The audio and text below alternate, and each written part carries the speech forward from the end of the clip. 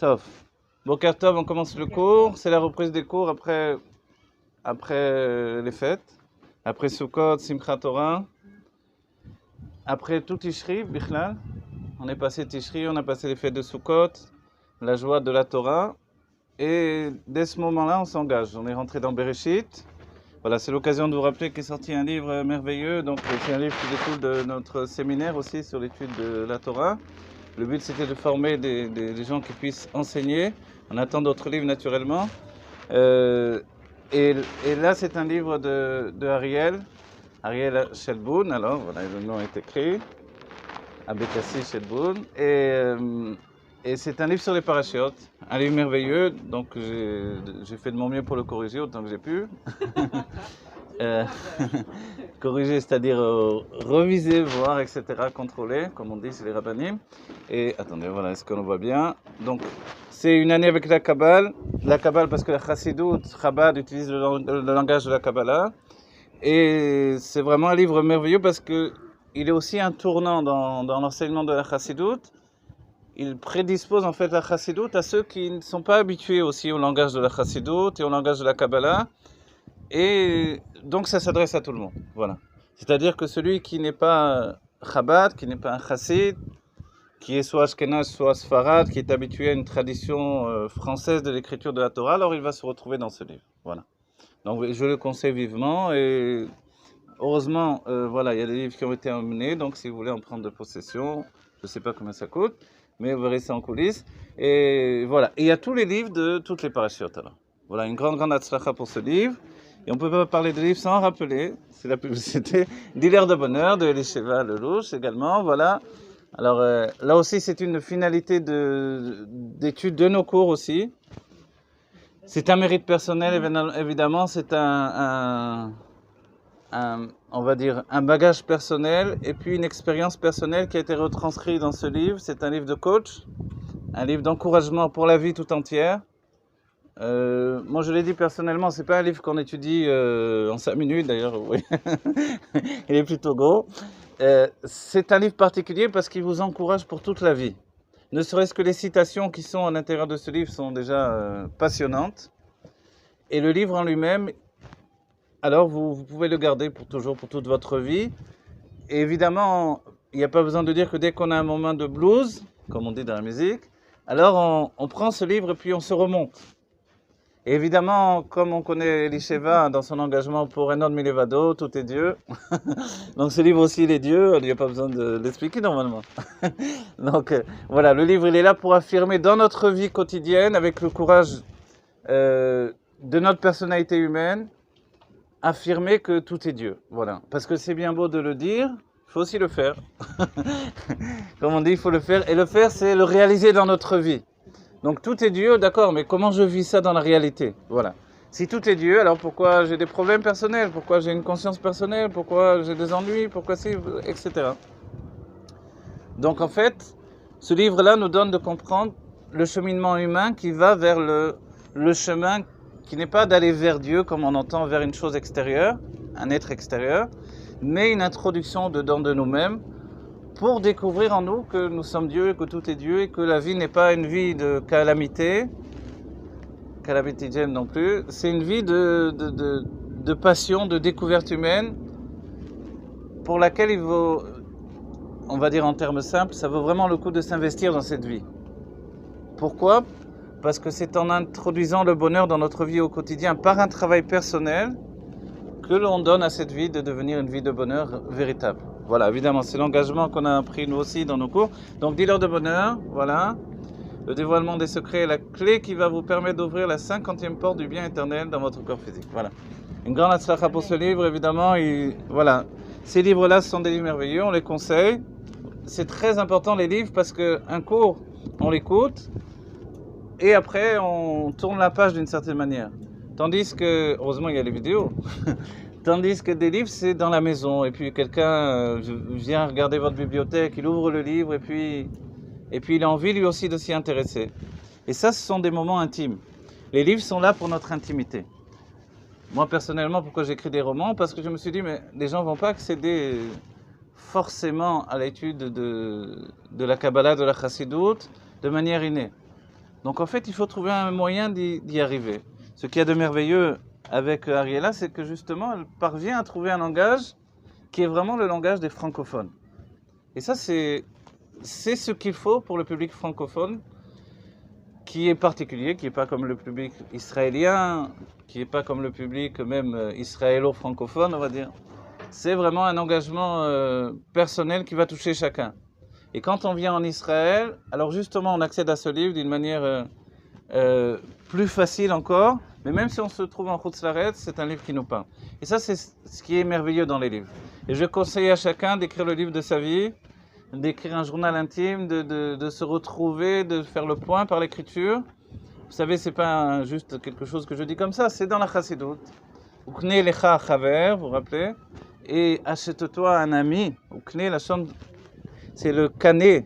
Le canet, c'est une plume. La plume, c'est aussi un morceau de bambou que l'on taille.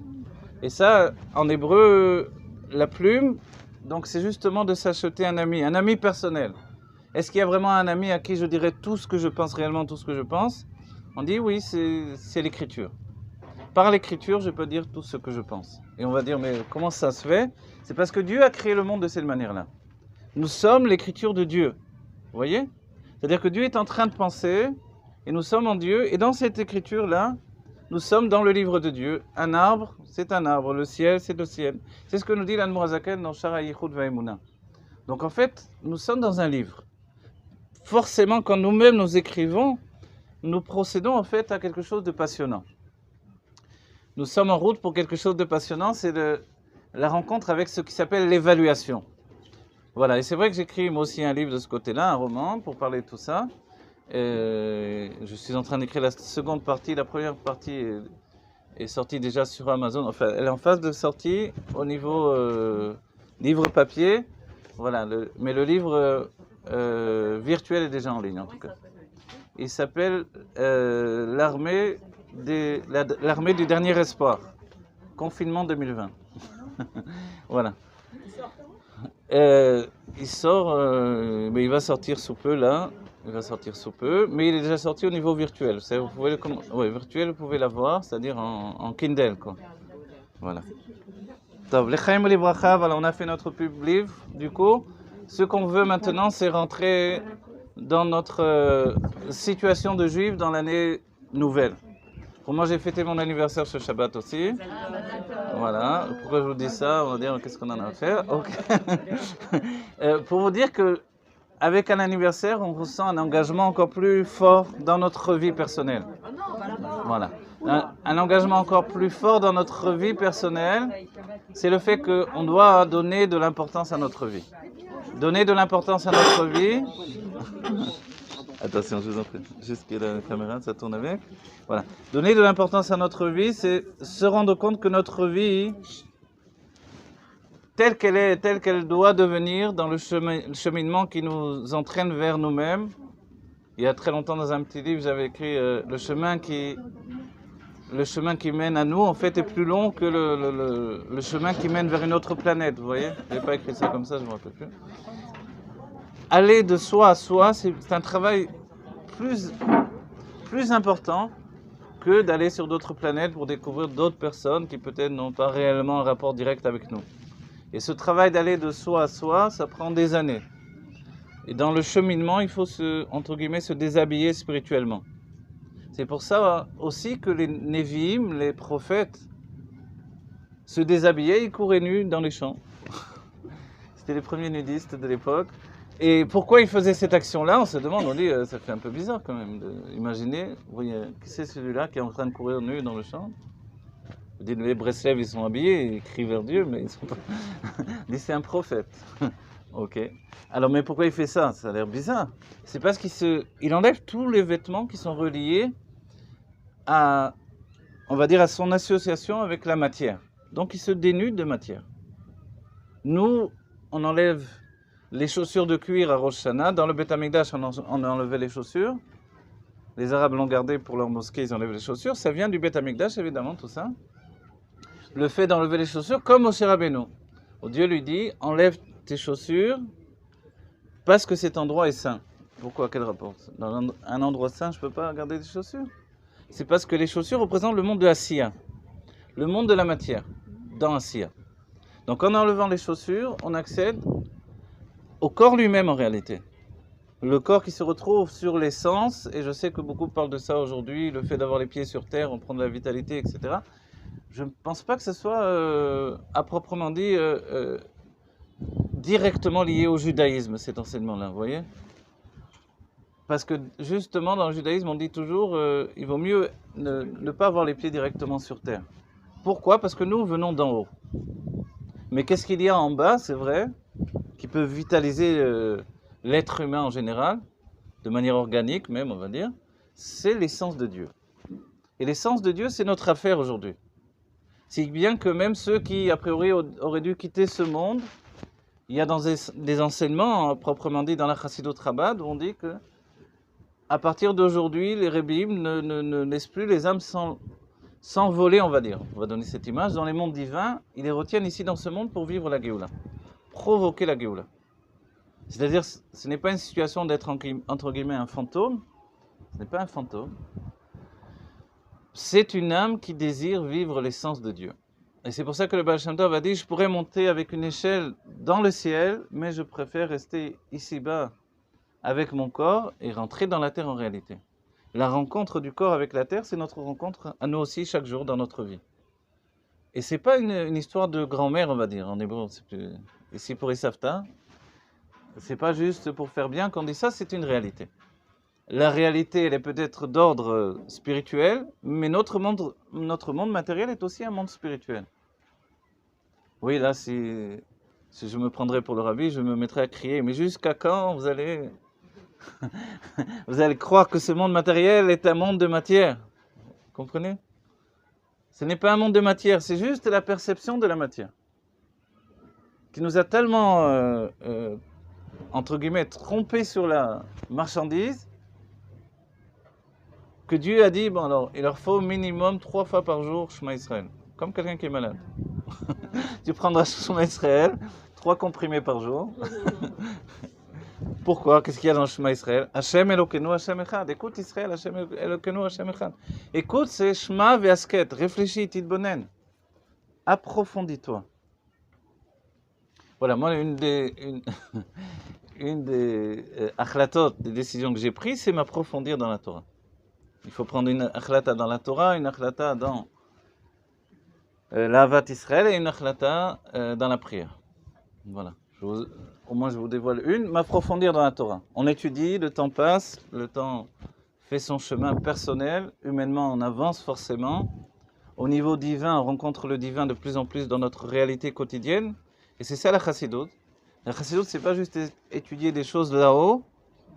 Et voilà. Parce que moi, je me rappelle toujours, j'avais un ami Mekouba, lui, il étudiait, et quand il rentrait chez lui, il ne savait plus parler.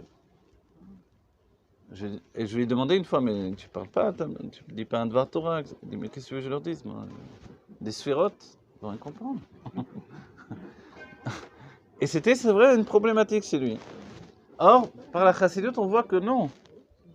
Qui plus est quand on parle français, on a un langage encore plus intellectuel, on va dire encore plus bina dans le terme de Chassidut.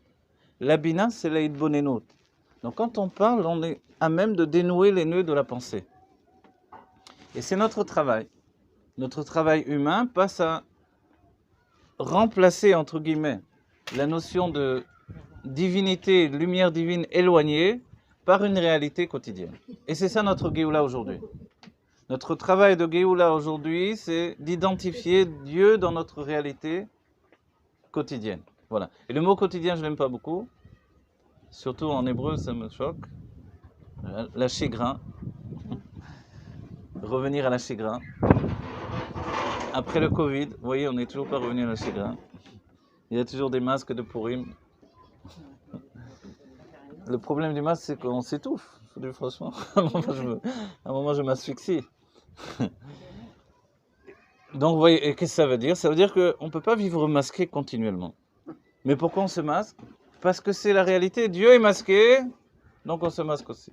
Vous voyez, on a démasqué Dieu. On se masque pour montrer pourquoi toi tu es masqué, nous aussi on se masque. Voilà. En fait, Dieu est en train d'affirmer dans le monde que le monde est en train de réagir au fait que Dieu est voilé. Dieu, tu es voilé, nous aussi on est voilé. À la maison, on n'a pas le masque, parce que la maison, c'est le dévoilement de l'essence de Dieu, de l'intimité. Dira lo batartonim, voilà, c'est notre maison. Et dans la maison, on doit se rendre compte que notre maison, de ce fait-là, est un endroit de Géoula. Et ça rejoint notre paracha, évidemment. Bon, d'abord, on va bénir Gisèle et on la remercie pour son accueil. Toujours à la hauteur. Voilà, bravo. Aujourd'hui, on étudie à l'extérieur et c'est merveilleux. Et il fait très beau. Et bravo d'être venues si nombreuses. Des milliers et des milliers. Et des milliards. Voilà, on remercie aussi Aline, Sarah aussi pour les cours. Donc, c'est-à-dire tous ceux qui s'engagent pour la chassidoute aujourd'hui, personnellement, alors il faut leur dire merci. Parce qu'au bout du compte, dans le monde que l'on rencontre, il y a de quoi abandonner depuis longtemps. Mais qu'est-ce qui nous fait signer et persister? C'est le fait qu'on se rend bien compte que la réalité est une réalité divine. Et moi, c'est mon message. C'est un message que j'essaie de rendre humain, de ne pas justement dissocier l'humanité et la divinité pour que l'on se rende bien compte que cette réalité est une réalité divine.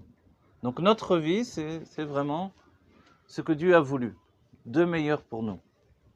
À nous de l'accepter. Comment on l'accepte?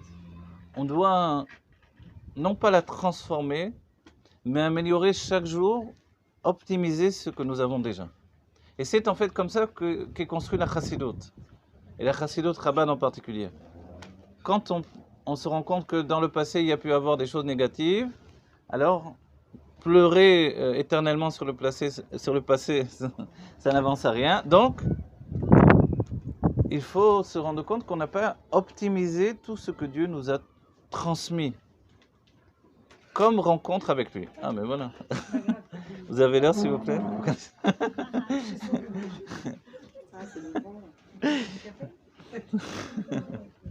Elle m'a fait le coup de l'eau énergie. Ok, alors voilà. On a passé Parashat Bereshit. Bereshit, c'est le commencement. On ne peut pas passer sans ces parachutes, sans dire un mot sur les parachutes, même si notre cours n'est pas forcément un cours de parachutes. Mais c'est un cours de Chassidut qui englobe tout. Aujourd'hui, on reprend, donc on ne peut pas forcément faire sur texte, évidemment.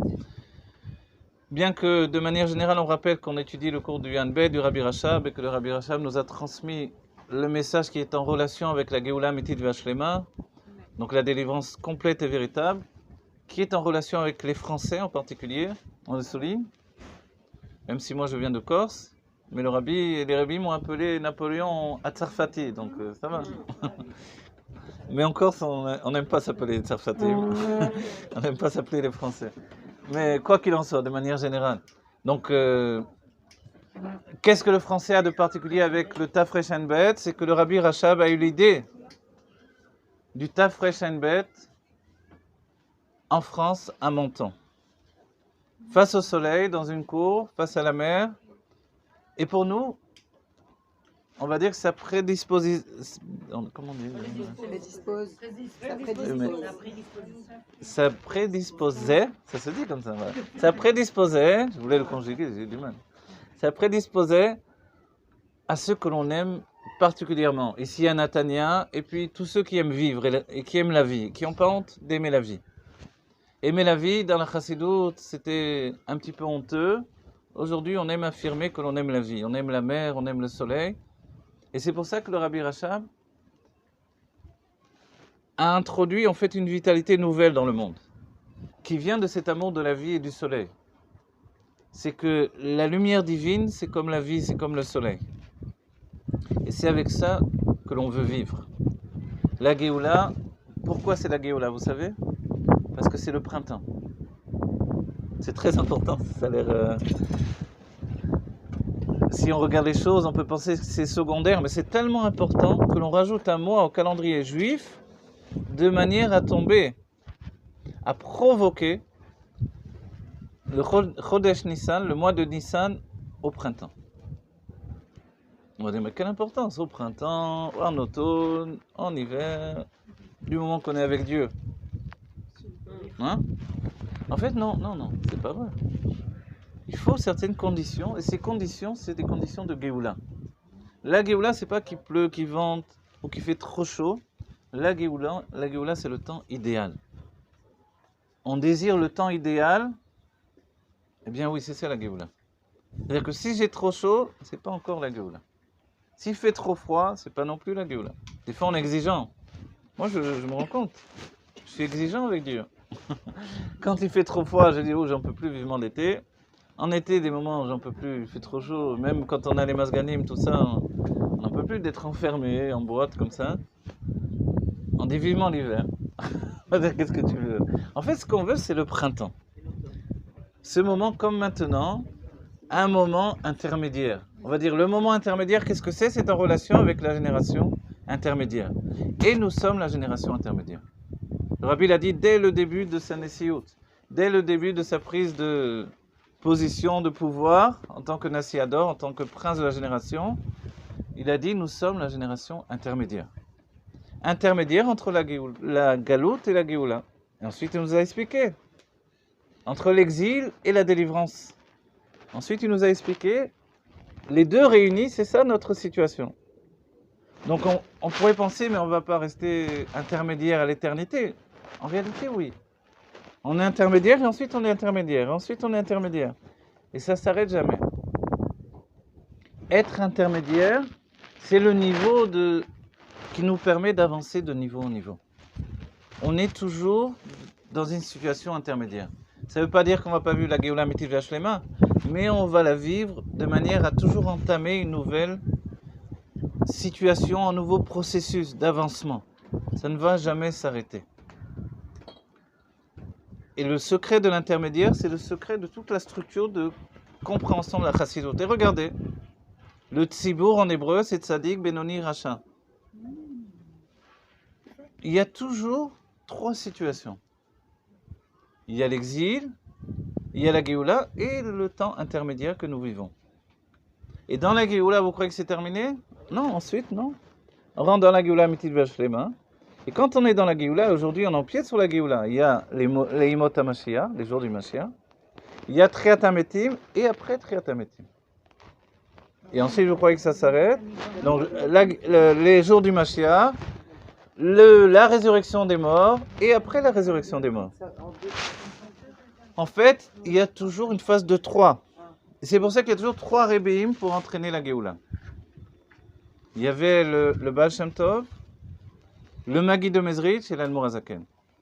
À partir de là se dévoile la Géoula dans l'intellect. Les chassidim de l'Admor HaZaken ont dit l'Admor HaZaken a fait Triat HaMetim, la résurrection des morts dans l'intellect. Ensuite, on rentre dans une nouvelle phase. Il y a l'Admor HaZaken, et ça c'est important. Comme je vous ai dit, Imot HaMashiach, l'Imot HaMashiach s'englobe dans la Géoula Mitiv Vashlema. Les jours du Mashiach s'englobent dans la Géoula Mitiv Vashlema, la délivrance future immédiate. De la même manière, l'Admor HaZaken s'englobe dans le deuxième cycle de 3.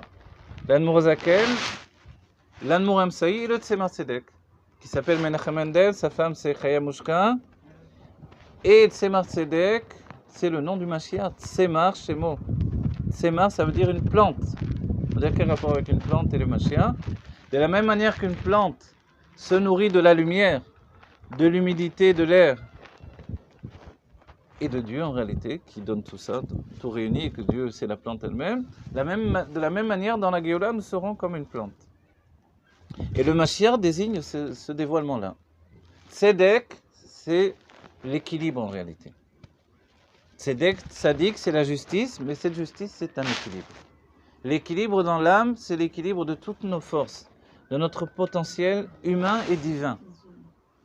Et c'est pour ça que dans la psychologie, il faut 3 personnes. Il faut une âme animale. Vous avez pensé peut-être que j'allais dire un psychologue. Une âme animale, une âme intellectuelle et une âme divine. Vous voyez? On va dire, qui est l'intermédiaire? C'est l'âme intellectuelle. C'est-à-dire que quand on étudie le Tanya, on voit écrit Nefesh HaMaskelet. Et ensuite, dans l'explication, on s'embrouille un petit peu, on perd un peu le fil. Il faut reprendre les textes des Rebbeim pour se rendre compte que il y a l'intellect de l'âme divine, Nefesh HaMaskelet, et puis Nefesh HaSichlit. Vous voyez, en hébreu, on va dire, quelle est la différence au niveau de la parole elle-même? HaMaskelet, Sikhlit. Sikhlit, c'est intellectuel. Elle est foncièrement intellectuelle, si bien que toute sa structure, c'est intellectuel, c'est l'intellect. Tandis qu'Amaskelet, c'est une âme qui réfléchit. Mais on n'a pas dit qu'elle est uniquement intellect. Et ça, c'est la différence. Notre âme intellectuelle, a priori, est uniquement intellectuelle. Mais qui dit que l'intellect, ce n'est pas également un dévoilement divin? Les hommes ont pensé qu'il devait y avoir absolument une séparation entre le divin et l'intellect. La Chassidut Chabad prend sur elle quelque chose qui a fait très très peur au judaïsme orthodoxe, on va dire, et même au monde de la Chassidut, c'est de faire que s'unifie de nouveau l'intellect et le divin. L'explication de l'âme intellectuelle ou l'âme. Alors, je dis en hébreu parce que sinon on ne comprend pas. Oui, Ouais. maskelet. Je sais pas, il y a une subtilité. Dans le Tanya au départ, elle est appelée Nefesh Hamaskelet. Ok. Nefesh Hamaskelet, dans le terme, quand on dit Hamaskelet, c'est une âme qui réfléchit. Ok. Est-ce qu'elle n'est que réflexion? Non, elle est essentiellement divine. Et sa réflexion est divine. Tandis que quand on dit Nefesh Hasikhlit, on n'a pas dit qu'elle avait une action. On n'a pas donné ni un adjectif, ni un verbe, ni... Non, qu'est-ce qu'on a dit? On a donné son nom. Maintenant, elle est sikhlit, vous voyez? Mais est-ce qu'elle est uniquement sikhlit, intellectuelle, ça veut dire? En fait, elle est... Oui, elle est intellectuelle, mais l'intellect, ce n'est pas quelque chose d'humain. Et c'est ça notre travail de chassid, de comprendre que l'intellect n'est pas humain.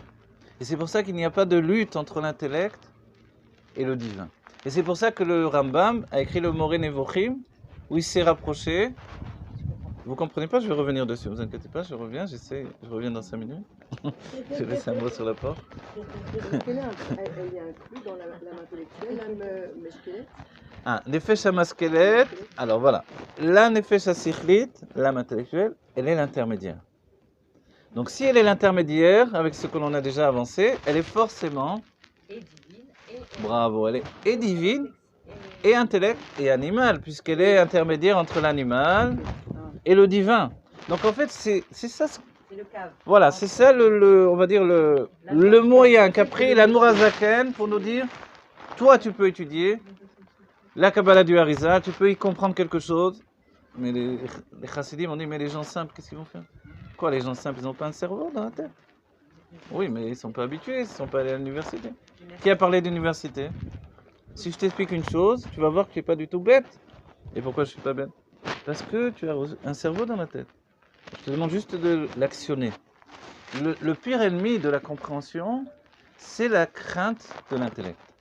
C'est la crainte de ceux qui dépassent l'intellect. Vous voyez? Celui qui dit, jusque-là, après je ne peux pas comprendre, c'est trop compliqué. Dès qu'on a dit c'est trop compliqué ou je ne comprends rien à ça, forcément on a fermé la porte. Voilà. On a dit je suis limité. Mais en réalité, ça veut dire j'ai pas envie. Laisse-moi tranquille. C'est trop compliqué les sphirotes, ça veut dire j'ai pas envie de tes sphirotes, laisse-moi tranquille. C'est trop. Voilà. Voilà. En fait, là, c'est l'âme animale. Mais le Rabbi Rachav va nous dire quelque chose d'incroyable. Il nous dit l'intellect est structuré sur la limite. Qu'est-ce qu'un véritable intellect ou un véritable intellectuel? C'est quelqu'un qui connaît ses limites. Oui. Les limites, c'est capturer quelque chose. C'est ce que dit le Rabbi Rachav, hein, c'est pas personnel. Hein. C'est écrit dans le Taf Reshenbet. Quelqu'un qui connaît ses limites, c'est que son intellect peut comprendre dans une structure. Enlève-lui sa structure de compréhension, il n'arrive plus à fonctionner. Et c'est pour ça, si vous écoutez les intellectuels, ils utilisent le même langage, les mêmes points de repère. Et je veux vous dire, j'ai eu des élèves très très intellectuels, des avocats, des docteurs, des scientifiques, ce que l'on veut, des psychologues. Il y a un moment de blocage. D'où vient ce blocage? Le Rabbi Rachav en parle. Oser restructurer son intellect. C'est faire triatamétim, une résurrection des morts. C'est dire que finalement tout ce dans quoi j'évolue et qui me donne une grande satisfaction est insuffisant pour comprendre Dieu. Et là, c'est avouer que, m'avouer vaincu dès le départ, personne n'a envie de le faire. Et là, voilà qu'on trouve deux sortes de personnes. Celui qui a dit, tant pis, j'avance, je me mets en avant. Et ça veut dire avancer vers le Ein, le néant. Et le néant, on le sait, depuis l'enfance, c'est la peur d'être abandonné, la peur de mourir, la peur d'être délaissé, d'être perdu. On a tous peur de ça. Donc en fait, on a tous peur de s'aventurer sur un chemin qui nous confronte à autre chose. Et cette autre chose, c'est pas juste d'apprendre des nouvelles choses, on s'en fiche. On peut voir un film avec des choses nouvelles, ok. Tant que ça ne vient pas bousculer tous mes acquis. Mais dès qu'on vient bousculer ma structure intellectuelle, c'est très difficile. Et c'est là où l'Admor HaZaken est venu bousculer non seulement le monde orthodoxe, mais également le monde intellectuel. Et tout à coup, on n'a pas pu avancer l'argument habituel. Bon, la Torah, c'est quelque chose qui est basé, des histoires, la Géoula sur des nuages, bon, c'est des habitudes et des histoires. Bon, ça n'a rien à voir avec la réalité. Et puis c'est incompréhensible, personne ne comprend rien. Tout à coup, avec l'Admor HaZaken, me dit, c'est pas vrai. Viens, tu veux comprendre? Je t'explique. Tu peux tout expliquer? Oui, l'Admor HaZaken peut tout expliquer. Et les Rebbeim ont travaillé à tout expliquer. Et le secret de tout, c'est de dévoiler ce qui s'appelle le Yichud Havayé, l'unicité du nom de Dieu, qui fait qu'à partir de là, on peut tout expliquer forcément. L'unicité du nom de Dieu, c'est qu'en réalité, tout est construit par Dieu d'une seule et unique manière. Ça rejoint ce que l'on a enseigné dans les cours très souvent. Si vous voulez faire un tableau, c'est un tableau de concordance. Prenez tous les Mamarim des Rebbeim, prenez les livres du Harizal, prenez les livres des Nessiador, vous verrez que tout est construit d'une manière où, pour expliquer une chose, je donne son équivalent dans un autre domaine. Et comme ça ne suffit pas, je donne à nouveau un équivalent dans un autre domaine, etc., etc., etc. Dans notre humanité, c'est comme de dire une personne est un père de famille, mais il est le fils de ses parents. Mais il est également maintenant le mari de sa femme, mais il a également un métier. La même chose, vous retransposez la chose dans la situation du divin. Il y a le nom, la lettre Yud par exemple, du nom de Dieu, Yud Kevavke. C'est Yud, ok, c'est une lettre du nom de Dieu, j'y comprends rien. Tu comprends rien. Mais si on te dit que c'est comme la vision, tu comprends beaucoup mieux. Oui, d'accord. Donc Faire descendre, mais construire en équivalence. Ça s'appelle la bina, c'est très féminin en fait. Vous voyez? Les hommes l'utilisent également, vous voyez? C'est du genre, trois vieux assis sur un banc. Ah, lui c'est le fils de un tel. Ah, mais non, pourquoi lui c'est le... Mais non, c'est le fils de tel. Ah, dans sa famille. Quoi, toi aussi tu es le cousin de... On le fait tout le temps. Voilà. C'est une, c'est méditerranéen, comment dire? Méditerranéen. Et même les Ashkénazes, ils le pratiquent, ne le croyez pas. Allez voir dans les livres en yiddish, etc. Donc en fait, ça se fait avec tel accent, différemment dans les régions, mais ça se fait tout le temps. Et ce que l'Admor HaZaken nous propose, c'est de le faire par la Hitbonenut, la réflexion. Donc on prend notre Torah, on prend Bereshit, on dit Bereshit bara Elokim, ok, première difficulté de la Torah, on y est rentré, Bereshit bara Elokim, vous vous rappelez, alors évidemment, étudiez ce livre, ça va vous aider, et d'autres livres, étudiez. Prenez la décision d'étudier de plus en plus. Pourquoi? On va dire, je suis une mère de famille, je suis un homme qui travaille, j'ai pas le temps d'étudier plus. Étudier plus, c'est s'approfondir encore plus. C'est quoi? C'est s'impliquer, c'est tout. 5 minutes, 10 minutes par jour, mais s'impliquer. La même chose quand on dit un passouk de la Torah, s'impliquer. Quand on dit un verset des Tehillim, réfléchir 5 minutes. Qu'est-ce qu'il veut dire ce verset? Après tout, je l'ai dit 50 fois, Ashrei, ok. Et mec, ça veut dire quoi, Ashrei? Vous voyez? Ashrei, c'est quoi? C'est la chose. Ashirut, Osher, le bien-être, la richesse, etc., l'infini. Bereshit, bara, Elokim. Rabbi Akiva s'est assis devant le bed de Bereshit, il est resté à écrire des piroshim et des piroshim et des piroshim. Bereshit, c'est curieux, c'est vrai. Au commencement de quoi? Puisque Dieu est infini, il est tout. Il n'y a ni commencement ni fin, anon milevado. Il n'y a rien d'autre que Dieu. On arrive à Simchat Torah, on a dit les psukim. Ah, ta'aret aladat ki Hashem wa Elokim, anon milvado. Ah, anon milvado? Bereshit, bara Elokim et Hashem. C'est quoi ça? Il n'y a rien d'autre que Dieu. Et tout à coup, on commence le début de la création. Quelle création, puisqu'il n'y a rien d'autre que Dieu? Il faudrait savoir. Il ne fallait pas dire ce passouk avant, le répéter sans arrêt, danser dessus. Alors, Enon Milvado, ça veut dire il n'y a rien d'autre que Dieu, tout est Dieu. Donc comment il y a une création? Oui, ça nous bouscule. On a une semaine pour y penser. Comment Dieu nous a pris au sérieux en nous disant que le monde a été créé? Alors il écrit Barashit. C'est pas la- Ça n'a rien à voir avec la fumée, etc. Ça veut dire shit, c'est 7 jours. Vous voyez? En araméen, ou même dans la structure de base de l'hébreu, c'est Shesh, Sheva, c'est 7. Il a créé 7. Et ensuite vient Elohim. Alors c'est quoi 7? On va dire les 7 bergers. Effectivement, on a 7 rébim. Mais il y a, vous avez compris, hein? Voilà. Et il y a les 6 midot, les 6 jours de la semaine et le Shabbat. Voilà ce qu'il a créé Dieu. Ceux qui correspondent aux 6 mesures de sentiments et au repos. Ceux qui correspondent aux 6 millénaires et à la Géoula Mitzvah Shlema. Le 7e millénaire, on est depuis longtemps dans la Géoula Mitzvah Shlema. Cette structure-là, c'est ça la création de Dieu. Comprenez? Dans notre paracha Noir, on parle de Noir, et c'est la lecture d'aujourd'hui, ceux qui ont étudié un peu le Chumash d'aujourd'hui.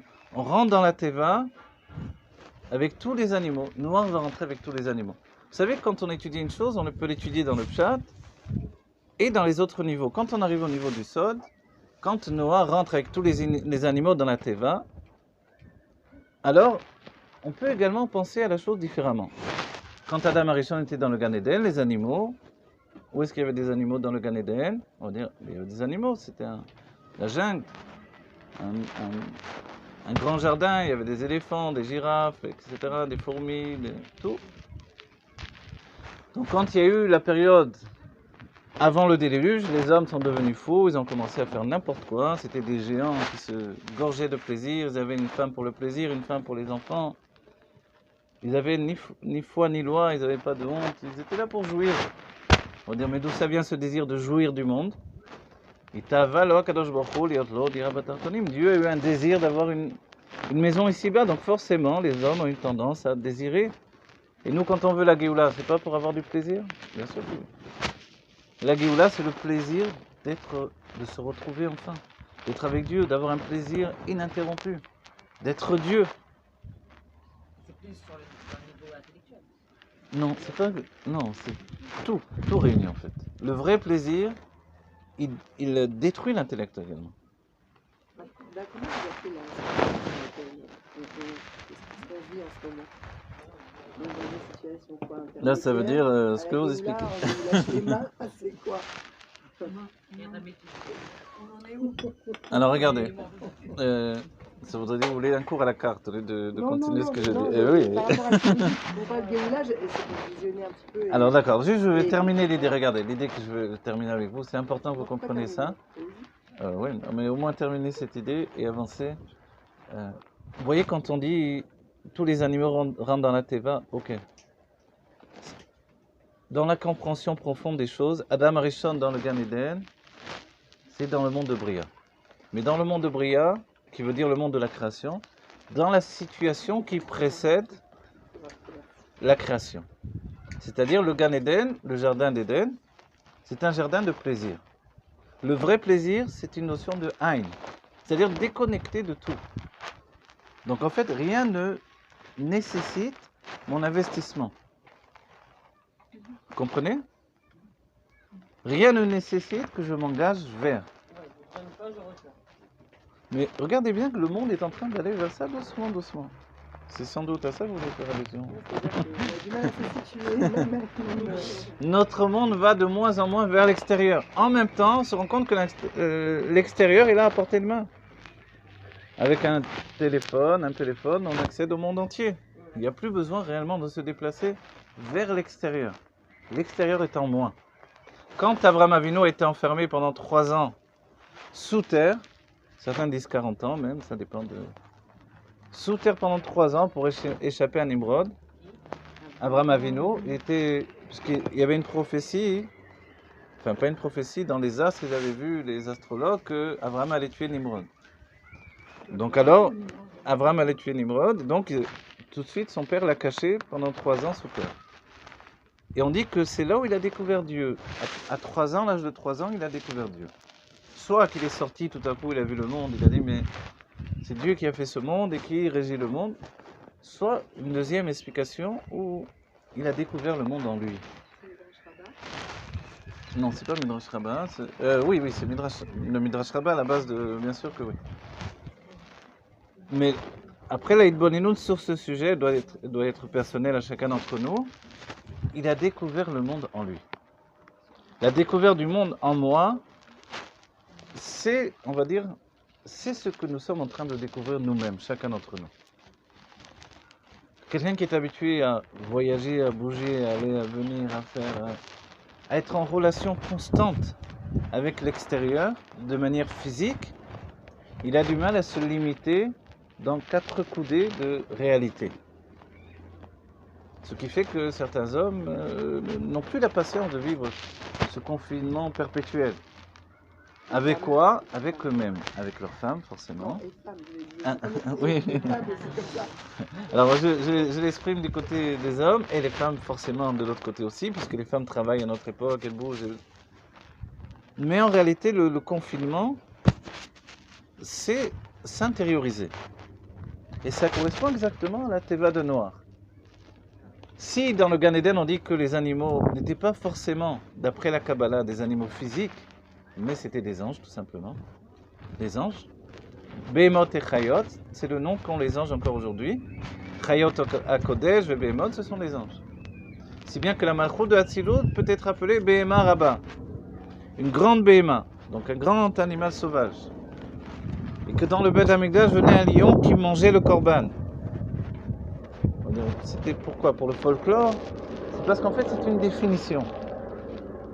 Les korbanot, les sacrifices que l'on portait au Beth Amikdash, représentent les mondes de la séparation. C'est pour ça que c'est un bœuf, c'est une brebis.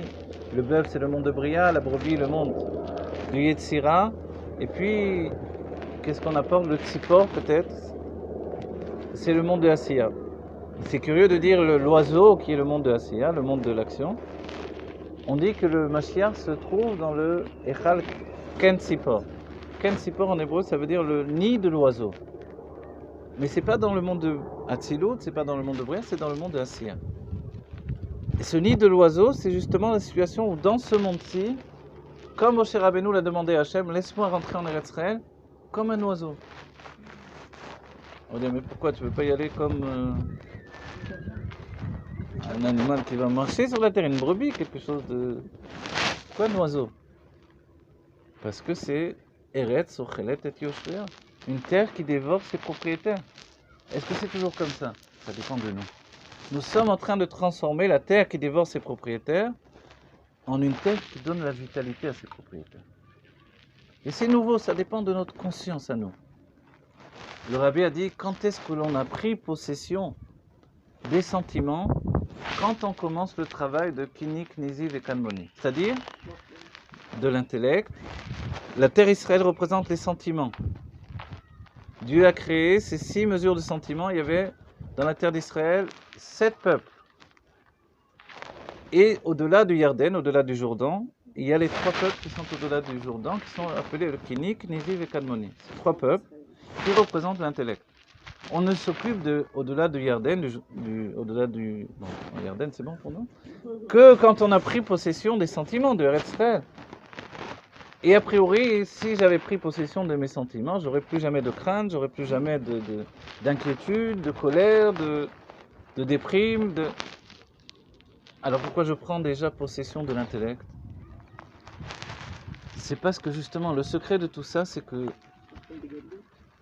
l'intellect, c'est le moyen véritable d'englober les sentiments, de leur donner une renaissance, de transfigurer tout ce qui m'enferme, de faire que l'enfermement devient une libération. C'est le secret tout simple que nous a dit le Rabbi. Aleph, Gola, vous voyez, c'est pas plus simple. C'est génial et simple à la fois. La Gola, l'exil, je mets le Aleph, ça devient la Géoula. L'exil, c'est quoi? Ce sont nos sentiments. C'est ce qu'a dit Paro quand Moshe est venu annoncer la sortie d'Égypte. Avaye a dit, laisse partir mon peuple. Il a répondu, Mi Hachem Asher Ishma Mekolo, qui est Hachem? Pour que j'écoute sa voix. Mais tu vois pas que Hachem, ça représente les sentiments dans le monde divin. Donc, les sentiments, tu veux que je les écoute, me regarde les sentiments, sont enfermés avec le peuple juif en Égypte, et c'est moi qui tiens la clé. Et toi, tu viens me dire, tu m'aurais dit, la Bina est venue libérer ses enfants, la Chokhmah, un autre Shem plus important, quelque chose de supérieur. Mais comment le prisonnier peut se délivrer de tout ça? La réalité, c'est que c'est la Bina qui a délivré les sentiments, et qu'aujourd'hui encore, c'est la Bina qui délivre les sentiments. Voilà, par l'intellect. Donc en fait, le moyen de vraiment prendre possession de ses sentiments, c'est ne plus engager un combat avec ses sentiments. Et c'est ce que nous faisons. Hein? Le Shem Elohim, ça veut dire que c'est la Teva, les sentiments. Voilà, le Shem Elohim, c'est la Teva, les sentiments. Mais le secret du Shem Elohim, comme le Shem Ekié, ce sont deux noms, ces deux noms divins-là, qui sont en relation avec la Bina, la structure intellectuelle divine, et le Keter. C'est curieux.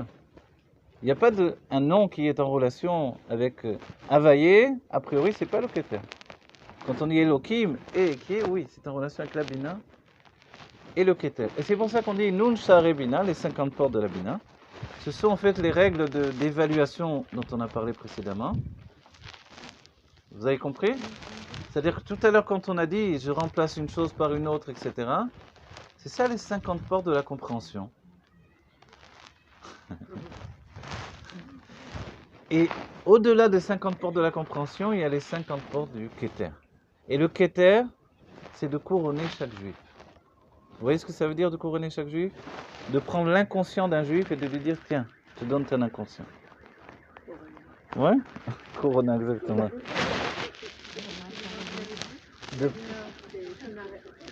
Nous, Sharebina, qui nous donne d'accéder aux 50 portes du Keter. Ah voilà, c'est de prendre l'inconscient et de le donner à un juif. Et de dire, je te donne ton inconscient. Tu n'auras plus jamais peur. Tu n'auras plus jamais de crainte. Et voilà. C'est ta source de vitalité. N'aie pas peur de ton désir, il est là pour te rendre vivant. N'aie pas peur de ton plaisir, il est là pour te donner le moyen de vivre Dieu dans la rencontre avec le monde. Vous voyez? Le tout, c'est de neutraliser l'aspect négatif de ce monde. Comment je neutralise l'aspect négatif du monde? En disant que non milevado, c'est tout. Puisque non milevado, pourquoi j'aurais peur du monde? C'est terminé. J'ai plus peur du monde. Le monde est un monde qui me permet d'aller vers le plaisir divin, en fait.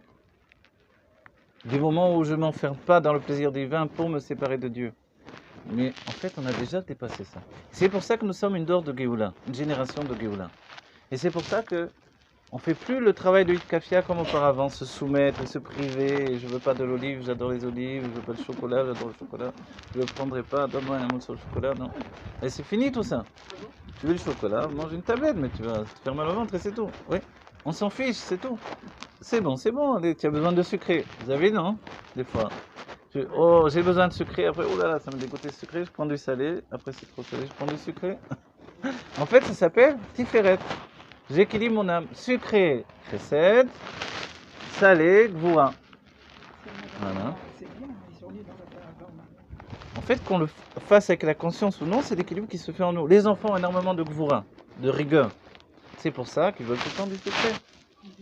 Les enfants, mais ils sont admirables ces enfants. Ah oui, mais quand ils prennent une crise, vous verrez qu'ils sont moins gentils. Ils frappent leur mère, ils cassent tout. C'est les plus gentils du monde. Ah, un câlin, je vais faire un câlin. 5 minutes après, ils vous donnent des coups. Comment ça se fait? Alors, et vous voyez, quand un enfant pleure, il n'est pas bien, il est énervé. Vite, un morceau de chocolat dans la bouche, un bonbon. On a calmé l'histoire. Qu'est-ce qu'il y a? On a été mamtik et tagvurot. On a radouci les mesures de sévérité. Quand le mari s'est énervé, qu'est-ce qu'il faut faire? Vite, radoucir les mesures de sévérité. La femme, la même chose. Prends un petit peu de chocolat, ma chérie. Voilà. Et en vérité, ça a l'air fou, on va dire. Ne discutons pas avant le dessert. Attendons les desserts pour discuter. Voilà. Vous voyez tout ça? Et ça va jusqu'au fait que j'ai besoin d'un café, j'ai besoin d'un peu d'amer. On va dire, mais l'amertume, comment ça peut être un plaisir? En fait, l'amertume, c'est un plaisir du niveau... C'est un autre niveau, c'est plus Chesed et Gvura. On rentre déjà dans Od, dans Netzar et Od, vous voyez? On a parlé de ça pour la cuisine. Les oignons, il semblerait que c'est le... Il y a l'ail et l'oignon. Vous connaissez les lois de la cuisine? Non. Voilà. Cours de Ça, cuisine. c'est super. Waouh. Non, au niveau fini, je parle. Regardez, quand vous voulez attendrir une viande, vous mettez des oignons. Ah, Vous voulez au contraire lui donner une consistance plus dorée, plus sèche, plus goûteuse, vous mettez de l'ail. Quand on met les deux, c'est quoi? Alors les deux, vous trouvez l'équilibre. Mais il faut savoir les mettre, c'est comme les pieds, on ne peut pas marcher les deux pieds ensemble. Qu'est-ce qui se passe? Quand on marche les deux pieds ensemble, on saute. Alors, il faut, voilà, toutes les armées du monde sont construites, c'est la chassidoute, c'est les mamarim des Rebbeim. Droite, gauche, gauche, droite, c'est une discussion entre les pays. Qu'est-ce qu'il vaut mieux avancer, la droite ou la gauche d'abord?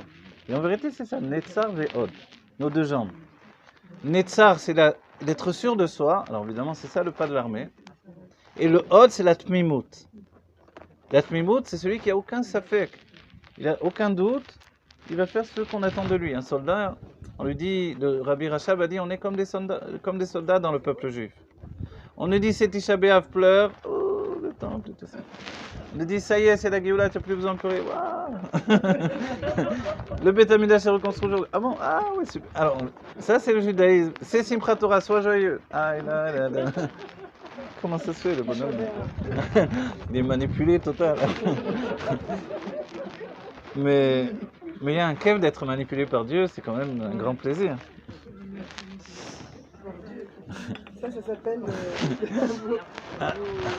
Mon Dieu. Alors pour donner la... Exactement. Et quand on met effectivement, alors l'ail c'est du netzar, vous voyez? L'ail c'est le netzar. Ok. Le netzar c'est la jambe droite. C'est du chesed en réalité, de la générosité, mais c'est puissant. Vous voyez? L'âme il est enfermé sur lui-même. Et l'oignon. Il y a un secret des grands chefs, ils vous disent, quand vous mettez de l'ail dans un plat de viande, alors mettez là l'ail en robe de chambre, comme on dit. C'est-à-dire, n'enlevez pas la peau, c'est-à-dire enlevez les peaux extérieures, gardez la peau, voilà, gardez-la en chemise, et vous... on dit en robe de chambre. Exact. Bravo. Il y a en robe de chambre, non? C'est les pommes de terre en robe de chambre. C'est des termes de cuisine. On la met, voilà, comme ça. C'est-à-dire que même la peau, quand elle est intérieure, elle est bonne. C'est-à-dire que la source du Netzar, c'est le Keter. C'est la vraie source des sentiments. Et c'est pour ça, ouais. Netzar, c'est la jambe droite, et le Od, l'oignon, c'est la jambe gauche. Donc là, et l'oignon, voilà.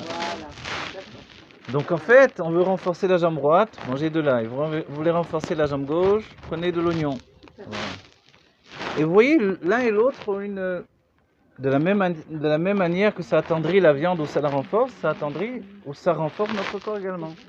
Personne n'a dit que l'oignon vient renforcer, mais pourtant, vous savez, ceux qui malheureusement étaient dans les camps, etc., disaient, si j'arrivais, j'ai connu un monsieur qui m'avait raconté lui-même son histoire, et il m'a dit, quand on arrivait à avoir un oignon, ou même en Russie, dans les goulags, etc., on savait qu'on pouvait tenir encore. Parce que dans l'oignon, il y a du fer, mais l'oignon finalement permet d'attendrir notre propre chair et de laisser l'influence divine pénétrer en nous. Oui, le Keter il rentre plus facilement avec l'oignon, c'est le Od. Et d'être intègre avec Dieu en fait. D'un autre côté, l'ail, un bon cuisinier, c'est qu'il ne peut pas cuisiner sans ail. Curieusement, dans la cuisine française, on ne met pas de l'ail avec le poisson. Mais dans la Méditerranée, on aime bien mettre de l'ail avec le poisson. Pourquoi? Parce que l'ail, c'est un goût. Voilà, il y avait effectivement un enseignement a priori de ne pas mélanger les deux. Certains disent que cet enseignement, on l'a dépassé. Voilà.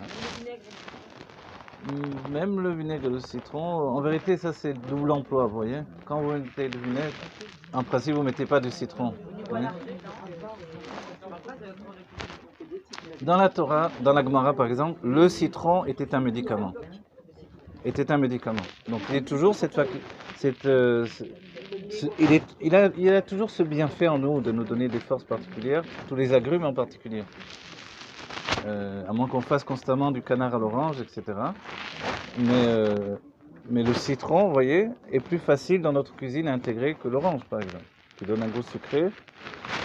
Bon, pourquoi on est venu aussi? Vous vous rendez compte, pourquoi on a parlé de tout ça? Pour qu'on se rende compte que notre vie quotidienne est construite également par des sphirotes.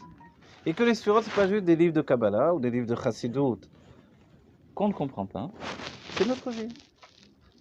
Et si l'homme ou la femme devant laquelle je me trouve, elle se conduit comme ci et comme ça, et maintenant elle est comme ci et comme ça, c'est parce que peut-être il y a quelque chose en rapport avec le chesed ou la générosité.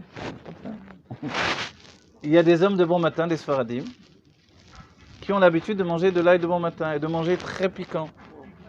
Et après, forcément, ils sont plutôt chauds, ils s'emballent vite, et ils se mettent en colère, etc.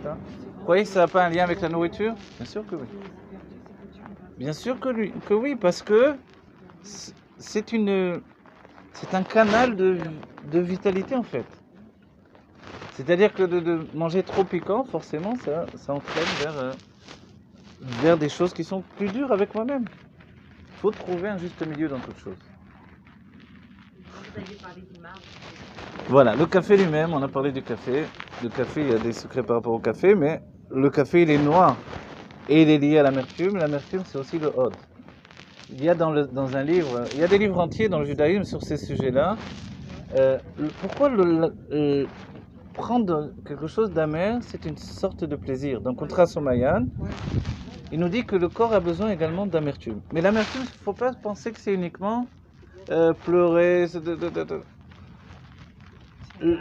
L'amertume, c'est une sorte d'équilibre en fait, dans l'équilibre de chesed et de gvura également. Vous voyez? Ça peut être un gargouille. L'amertume, c'est des gargouilles, c'est vrai. Donc Se languir. se languir de quelque chose. Le café, par exemple, assez souvent dans les cultures méditerranéennes, les Italiens, par exemple, l'enfant, quand il vient au monde, immédiatement, on lui donne une tasse de café à la main, vous voyez. Non, c'est une image, mais le café, c'est comme ça. C'est en Corse, d'où je viens, on accueille quelqu'un à la maison, même si on va lui offrir des tas de choses, on lui propose un café toujours. Oui? Viens prendre un café à la maison. On ne dit pas viens manger viens prendre un café à la maison. Et forcément, on va les sortir à manger. Mais il y a cette idée-là que le café dans la Méditerranée, il accompagne beaucoup de choses. On va dire comment ça se fait si le café lui-même, il est l'amertume a priori. En fait, cet équilibre, on en a besoin dans le corps. Et le contraste mayan dit que c'est équilibré par rapport au kéter. Le kéter, dans la source, il a plusieurs niveaux d'influence. Et dans tous les niveaux d'influence qui s'investissent dans notre vie, alors, on a besoin de trouver cet équilibre humain qui fait de nous des personnalités équilibrées. Et c'est ce que le Rambam dira dans le Mishneh Torah, trouve l'équilibre également avec la nourriture. Évidemment, ça parle beaucoup aujourd'hui à notre génération, manger équilibré, manger ci, manger ça, etc. Si on prend du poivron, forcément, ça va donner quelque chose de particulier également. Tous les fruits du soleil apportent une part de gvura importante, de rigueur importante, en même temps que le soleil apporte du chesed. Donc, c'est une sorte d'équilibre avec une eau de gvura qui est rajoutée. Parce que voilà, la couleur détermine en fait leur source. Si ce n'est qu'il y a aussi ce qui s'appelle transformer la rigueur en chesed, en générosité. Par exemple, le sang de la mer qui se transforme en lait. Par exemple, le miel qui vient d'un animal qui, lorsqu'il nous pique, ça peut faire quelque chose de très grave. Et en même temps, donc l'abeille, mais l'abeille, elle, son problème, c'est le dibour, vous savez. Le terme en hébreu de l'abeille, c'est la dvora. Quelqu'un qui, dans les écrits du Harizal, nous dit que si quelqu'un a trop l'habitude de dire la shonara, de dire de la médisance, il risque de revenir se réincarner dans une abeille. Alors aujourd'hui, comme on ne reviendra plus en réincarnation, on n'a plus le temps, parce que la Géoula est imminente. Alors, tout de suite, on doit se dire, écoute, il y a un moyen que dit l'Admorazakel, tu ne veux pas, plutôt que d'étudier des années les livres sur la shonara, et peut-être tu ne vas pas arriver au bout de cette tentation-là, pense bien, et tu parleras bien en réalité. Tant que ma pensée est habituée à penser mal, forcément, je vais sortir des choses qui sont négatives. Et souvent, on rumine au-devant de nous de mauvaises choses. On pense, ah là là, pourquoi ils ont mis du balagan, pourquoi ils ont fait ça, blablabla. Et quand on rumine comme ça, forcément, on va le dire à un moment ou à un autre. Et c'est même préférable souvent de le dire parce qu'on porte ça trop longtemps en nous, on ne peut pas le tenir. Alors, on comprend bien qu'il faut réparer la chose à la source. Réparer la chose à la source, c'est d'arriver à penser bien. Et comment je peux penser bien? Si le Keter s'exprime directement, que l'intellect n'est pas un filtre de compréhension, ça on va dire, allez, ça sort comme, à la va comme se pose, quoi. Je suis énervé, je le dis, vous me prenez la tête, mais je vous aime quand même. Voilà, c'est le genre comme ça. Mais on peut passer son temps en étant mari ou en étant une femme à la maison, ou même les enfants, à respecter sur les autres sans arrêt. Parce que, pour des raisons qui sont peut-être valables, et qui sont très souvent valables, mais on peut également prendre une grande partie de notre temps qui est investi là-dedans à réfléchir correctement. Réfléchir correctement, c'est se dire que chacun dans la vie fait de son mieux avec les bagages qu'il a reçus. Et chacun est en route pour trouver l'équilibre. Et l'équilibre, il va se voir dans tout. Il va se voir dans le fait qu'une maison est propre, dans le fait que les enfants sont propres, dans le fait que la nourriture est agréable, dans le fait... On va dire, mais tout ça, tu es trop matériel, tu rentres trop... Non, non, c'est pas vrai. Les Rébim aimaient leur maison. Chez les Rébim, la maison, elle est importante. Chaque objet de la maison, il est dit chez l'Admorazaken, était important. Il n'y a rien de superflu. Dans nos maisons, quelquefois, c'est trop chargé. Alors, on doit amener à trouver un équilibre dans la maison. On doit amener à trouver un équilibre dans nos têtes, dans nos sentiments, dans tout, en fait. Cet équilibre, c'est intégrer la Géoula dans notre vie. Et c'est pour ça que dans le monde, il y a des tas de mouvements qui se développent. Minimalistes. Ils sont des minimalistes, ouais. Alors, certains vers le monde japonais, sinon il y a le strict minimum dans les maisons, etc. Vous n'avez pas déjà vécu ça? Vous supportez plus votre maison, vous êtes content de déménager. Au moment où vous enlevez tous les meubles, oh, on est bien ici finalement. Qu'est-ce qui s'est passé? Mais t'es pas si mal la maison. Une fois qu'on a enlevé tous les meubles et tout ce qu'il y avait, c'était pas si mal. Dommage qu'on ait besoin de tout ça pour vivre. Et ça nous encombre en fait les yeux, la tête, on n'arrive plus à respirer. C'est l'histoire là, vous vous rappelez cette histoire là? Il va voir le Rav, la maison est trop petite, il y a beaucoup d'enfants. Tu sais quoi, va chercher une chèvre, après il dit, mais avec la chèvre à la maison c'est très dur. Ah tu sais quoi, va chercher une vache. Une vache à la maison c'est intenable. Bon, il rajoute, je sais pas s'il a mis un éléphant. À la fin il lui a dit, tu sais quoi maintenant? Enlève la chèvre, enlève la vache, enlève tout. Et finalement, ah quel bonheur, qu'est-ce qu'on est bien. En fait c'est ça. Notre vie, elle est porteuse d'un tas de superflus. Et dans notre tête aussi, on s'obstine à croire qu'il y a des choses essentielles qui sont en fait totalement futiles et que je ne vais pas emporter entre guillemets avec moi. Si on était défaitistes, on dirait dans la tombe, mais comme on est géouliste, on va dire dans la Géoula, on va sûrement pas prendre ça avec moi. On va pas être comme les pharaons d'Égypte qui croyaient qu'il fallait à tout prix tout emporter avec eux. Donc en fait, le secret de tout, c'est à nous de faire notre Géoula maintenant. Voilà, ici c'est un endroit agréable. C'est que dans cette maison, on a envie de vivre bien. C'est un désir qui s'affirme dans une réalité. Cette réalité, en fait, chacun doit l'affirmer dans notre maison. Qu'on ait une cabane en bois, vous croyez que si un berger a une cabane en bois, alors dedans c'est n'importe quoi, c'est la poubelle? Pas du tout. Sa cabane en bois, il est capable de bien arranger. Même s'il a un petit banc, une chaise, etc., ça peut être un endroit merveilleux. C'est pas lié à la grandeur de la maison, c'est pas lié à la richesse du maître de maison. Voilà, c'est le reflet de la personne. Mais la personne, quand elle reflète une maison en gros balagan, on va dire, en termes simples, c'est parce qu'elle est gros balagan en elle-même. Elle est encore en friche. Vous voyez, c'est un champ qu'on est en train de labourer. Forcément, j'arrive dans le champ labouré, je dis, qu'est-ce que c'est ça? Non mais attends, bien sûr, il va y avoir des arbres, il va y avoir des plantes, il va y avoir comme ça va être merveilleux. Il va y avoir des fleurs. Alors la maison, on peut la regarder tout le temps comme un champ labouré, laborieux, ou alors on travaille à en faire déjà un moment de Géoula. On veut la Géoula? Est-ce que tu es prêt à accueillir Mashiach dans ta maison immédiatement? C'est ça l'idée du Rabbi et des Rabbim, voilà.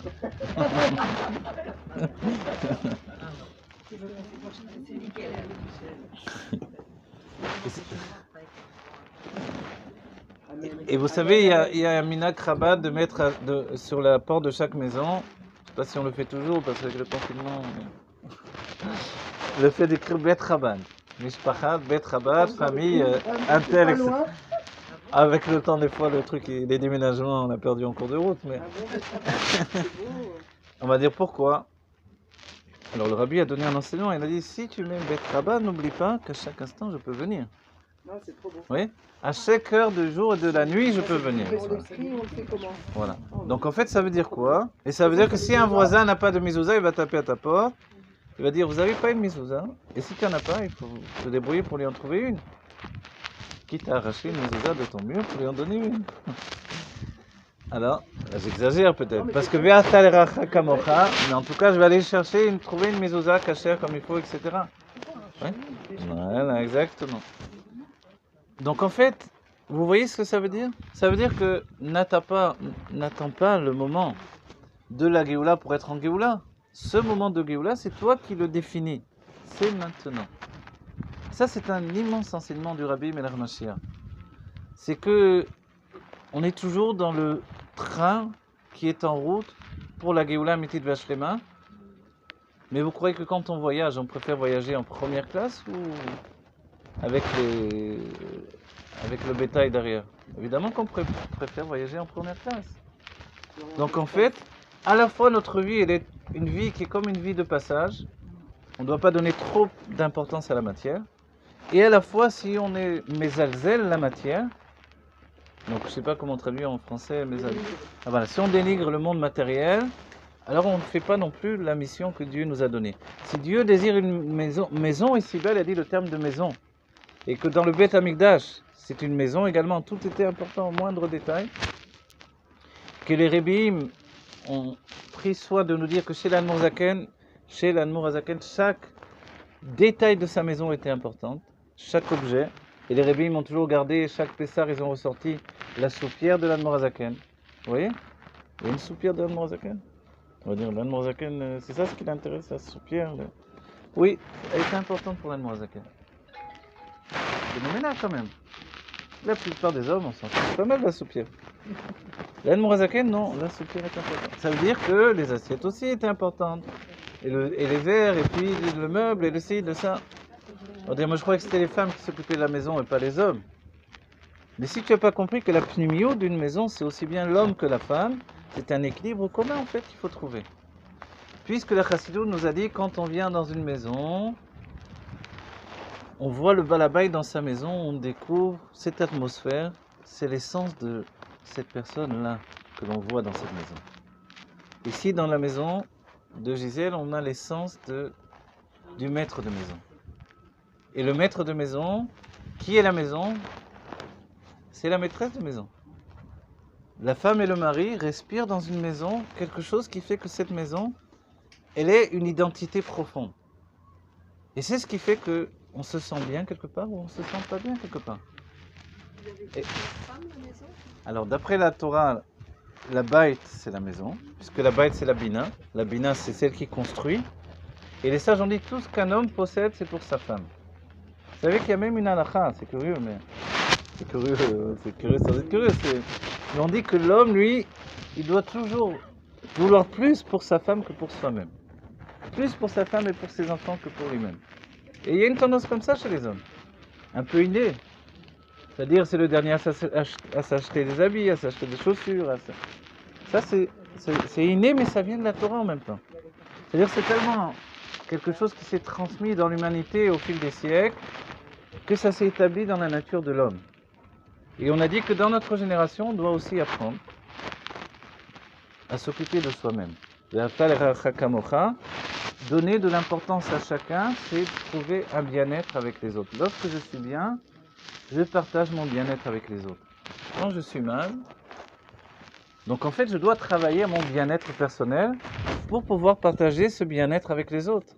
Donc, c'est pour ça que l'on doit s'occuper des autres aussi bien que je m'occupe de moi-même. Ouais, c'est ça. Vous comprenez? Ça vous laisse perplexe? Voilà. C'est très important. Donc, dans notre vie, au quotidien, on doit s'occuper des autres et de soi-même dans une même rigueur. Et la rigueur de s'occuper de soi, c'est se donner ce qu'il y a de mieux. Et le Baal Shem Tov dit, quand on on aime quelqu'un, on veut lui donner ce qu'il y a de mieux. Alors pourquoi moi je m'accorde des choses qui sont tellement mauvaises pour moi? Curieusement, regardez, on a parlé du café. Pourquoi Dieu a donné le café dans le monde? Là, c'est une idée personnelle. Hein. Vous avez vu que le café, sentez l'odeur de café, elle rapproche d'une autre odeur, c'est l'odeur de la cigarette. Les gens qui fument, voilà, boivent du café la plupart du temps. C'est un moment comme ça. Un homme il se met à la fenêtre, prend son café, sa cigarette. C'est le moment, vous voyez, en fait, Dieu installe les choses dans un équilibre dans le monde. Le café, il est bon, il peut être très mauvais si j'en prends trop. La cigarette, dans notre génération, on a conclu que c'était mauvais pour la santé. Ça a fait des ravages, il y a des gens qui sont très malades. Le rabbi fumait, je sais pas combien, comme une... Ah oui, oui. Non, pour la santé, on a conclu que c'est mauvais. Le Rabbi Rayatz a dit même, a transmis au Chassidim que c'est mauvais pour la santé. Voilà. Le Rabbi Meir Mashiach fumait énormément. Et voilà. Et quand il a entendu que le Rabbi Rayatz a dit que c'était mauvais pour la santé et qu'il fallait mieux arrêter, et que lui-même avait dû arrêter parce que le Rabbi Rayatz fumait énormément également, le Rabbi immédiatement a arrêté de fumer. Voilà. Oui. Je ne sais pas si elle a arrêté de fumer. Je sais pas. Oui, la rabbinite fumait aussi. C'est-à-dire, chez les tzadikim, fumer, c'est aussi un avodat Hashem. Mais comme le corps est aussi, prend une part dans la réalité organique, c'est le libre arbitre de l'humanité, de s'installer dans la réalité du monde, alors, si ça fait du mal au corps, alors il vaut mieux arrêter. On va dire, mais par quoi on peut remplacer la cigarette? Et c'est là où on dit, mais remplace-la par le café, en fait. Et si vous voyez bien, en fait, ce même niveau d'amertume que l'on fait pénétrer par la cigarette, on peut la trouver avec le café. Et Dieu a mis les deux choses, en fait, dans le monde pour pouvoir trouver une sorte d'équilibre. C'est quoi l'amertume quand on n'aime pas le café? Alors, c'est pour ça que Dieu a donné du thé. Le thé, moi, j'aime pas trop, je sais pas de mon thé. Mais il y a des très bons thés, etc. Vous voyez? Le mot la bonté, ça vient du bon thé, un bon thé. Oui. Au Japon, le thé, c'est vraiment... voilà. Voilà. Pardon? Moi se donner un soin qu'aux autres, ça c'est effectivement ce qui peut être inné chez l'homme par rapport à sa famille. Peut-être même chez la mère, on en a parlé également certaines fois sur le fait d'une mère qui a l'habitude de se priver pour ses enfants, que dans notre génération, on ne doit plus réagir de cette manière-là. On doit imposer et quitter le formalisme de ce qui est annoncé depuis des générations. C'est quoi? C'est-à-dire, moi, c'est pas important, mes enfants, c'est l'essentiel. J'ai entendu aujourd'hui encore, hein. Bon, toi, ça y est, toi, tu as vécu, maintenant, c'est les enfants. Quoi, j'ai vécu? Tu me mets à la tombe, là? J'ai vécu. J'ai même pas commencé, j'ai rien fait encore de ma vie. Vous voyez? On a ce sentiment, mais attends, je viens à peine de commencer, de prendre possession de mes outils. C'est rien ce que j'ai fait. Je suis loin d'avoir même pas terminé, j'ai pas commencé réellement. Le temps d'aiguiser les outils, de trouver à fond, d'enlever tout le superflu. Vous voyez? Ça prend tellement de temps. Vous avez passé 50 ans, vous êtes un jeune homme d'après la Torah, vous savez. Alors, vous avez passé 60 ans, vous commencez à réfléchir. Qu'est-ce que je vais faire? Qu'est-ce que je vais faire dans la vie? Quand je serai grand, voilà. Quand j'aurai 120 ans. C'est ça la projection vers la Géoula. Donc en fait, l'idée que je dois me sacrifier pour mes enfants, Chas v'Shalom. Parce que les enfants vont subir ce sacrifice et ça va leur rentrer du poison dans les veines. On a cru que c'était bon, mais on a dit précédemment, celui qui va se priver pour donner, moi ça fait rien, je prends sur moi. Les pères de famille à l'ancienne, c'est bon, je prends sur moi, c'est pas grave. Tu prends sur toi, mais tu apportes une atmosphère de catastrophe. Laisse-la aux églises, ils adorent ça, ils en ont fait une statue. Mais nous, non, on est le peuple de la vie. Si on est le peuple de la vie, vivons. L'exemple, c'est d'être heureux. Si un père est heureux, il transmet ce bonheur en héritage. C'est mieux que tout. C'est vrai que c'est bien de transmettre de l'argent en héritage et des maisons et des biens, c'est vrai. Mais quelquefois, les parents ne nous ont pas donné ça parce que ils ont claqué tout ce qu'ils avaient dans la vie. Ils ont préféré vivre avec leur argent, mais ils vous ont donné quelque chose d'essentiel. Voilà. Ils vous ont donné le bonheur de vivre intensément l'instant présent. On se réunit, c'est pas juste pour faire une formalité, c'est pour passer un bon moment ensemble. Et ça, c'est quelque chose d'important. Et si on n'a pas appris à le vivre, il faut le cultiver. Il faut que chacun donne à l'autre le moment de bonheur qui lui revient. On peut avoir deux personnes, une qui parle beaucoup et l'autre qui parle pas. Mais il faut apprendre doucement à laisser parler celui qui parle pas, à lui donner de s'exprimer. Et quelquefois, on a un enfant qui parle énormément, qui s'exprime, qui est vivant, qui fait, et l'autre qui est complètement de côté. Mais si notre travail n'est pas axé pour donner à celui qui est de côté de s'exprimer, alors on n'a pas compris ce qu'est l'éducation. L'éducation, c'est guider un être vers lui-même. C'est pour ça qu'on dit le terme maguide en hébreu, vous voyez? Donc ça se retrouve même en français, vous voyez? Guide, c'est cacher. C'est-à-dire que cacher, c'est pas dans le mauvais sens, c'est-à-dire que viens, je te lâche pas. L'enfant, non, laisse-moi, en vérité, il pense en lui, je suis pas très important, regarde, peut-être le plus petit, j'ai compris, les autres sont plus grands, les autres sont plus intelligents. Il n'y a pas de ça chez nous, chacun est comme il est. Il n'y a pas de plus intelligent, il n'y a pas de plus grand, il n'y a pas de plus beau. Chacun est beau à sa manière, chacun est merveilleux tel qu'il est. Et dès qu'on veut, et le pire évidemment, c'est les parents qui disent ah, toi tu es bien, hein, et toi tu es bien. Voilà. Alors, évidemment, il faut donner des compliments aux enfants, mais il faut être capable de les grandir tous ensemble pour ce qu'ils sont. Et pour ça, il y a un secret essentiel, les aimer. Les aimer d'un amour passionné profondément, et aimer découvrir leur, on va dire, leur transformation, mais dans le sens où ils deviennent encore plus eux-mêmes chaque jour.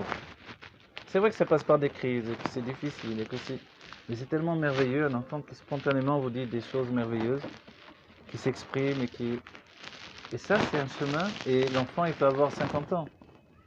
On sait bien que la mère elle a 90 ans, elle s'occupe toujours de son enfant qui a 60 ans. Et c'est ça, la vie. La vie elle est comme ça. Donc cette vie-là, à nous de la faire, on ne doit pas attendre que quelqu'un d'autre la fasse à notre place, ni le Mashiach, ni Dieu lui-même.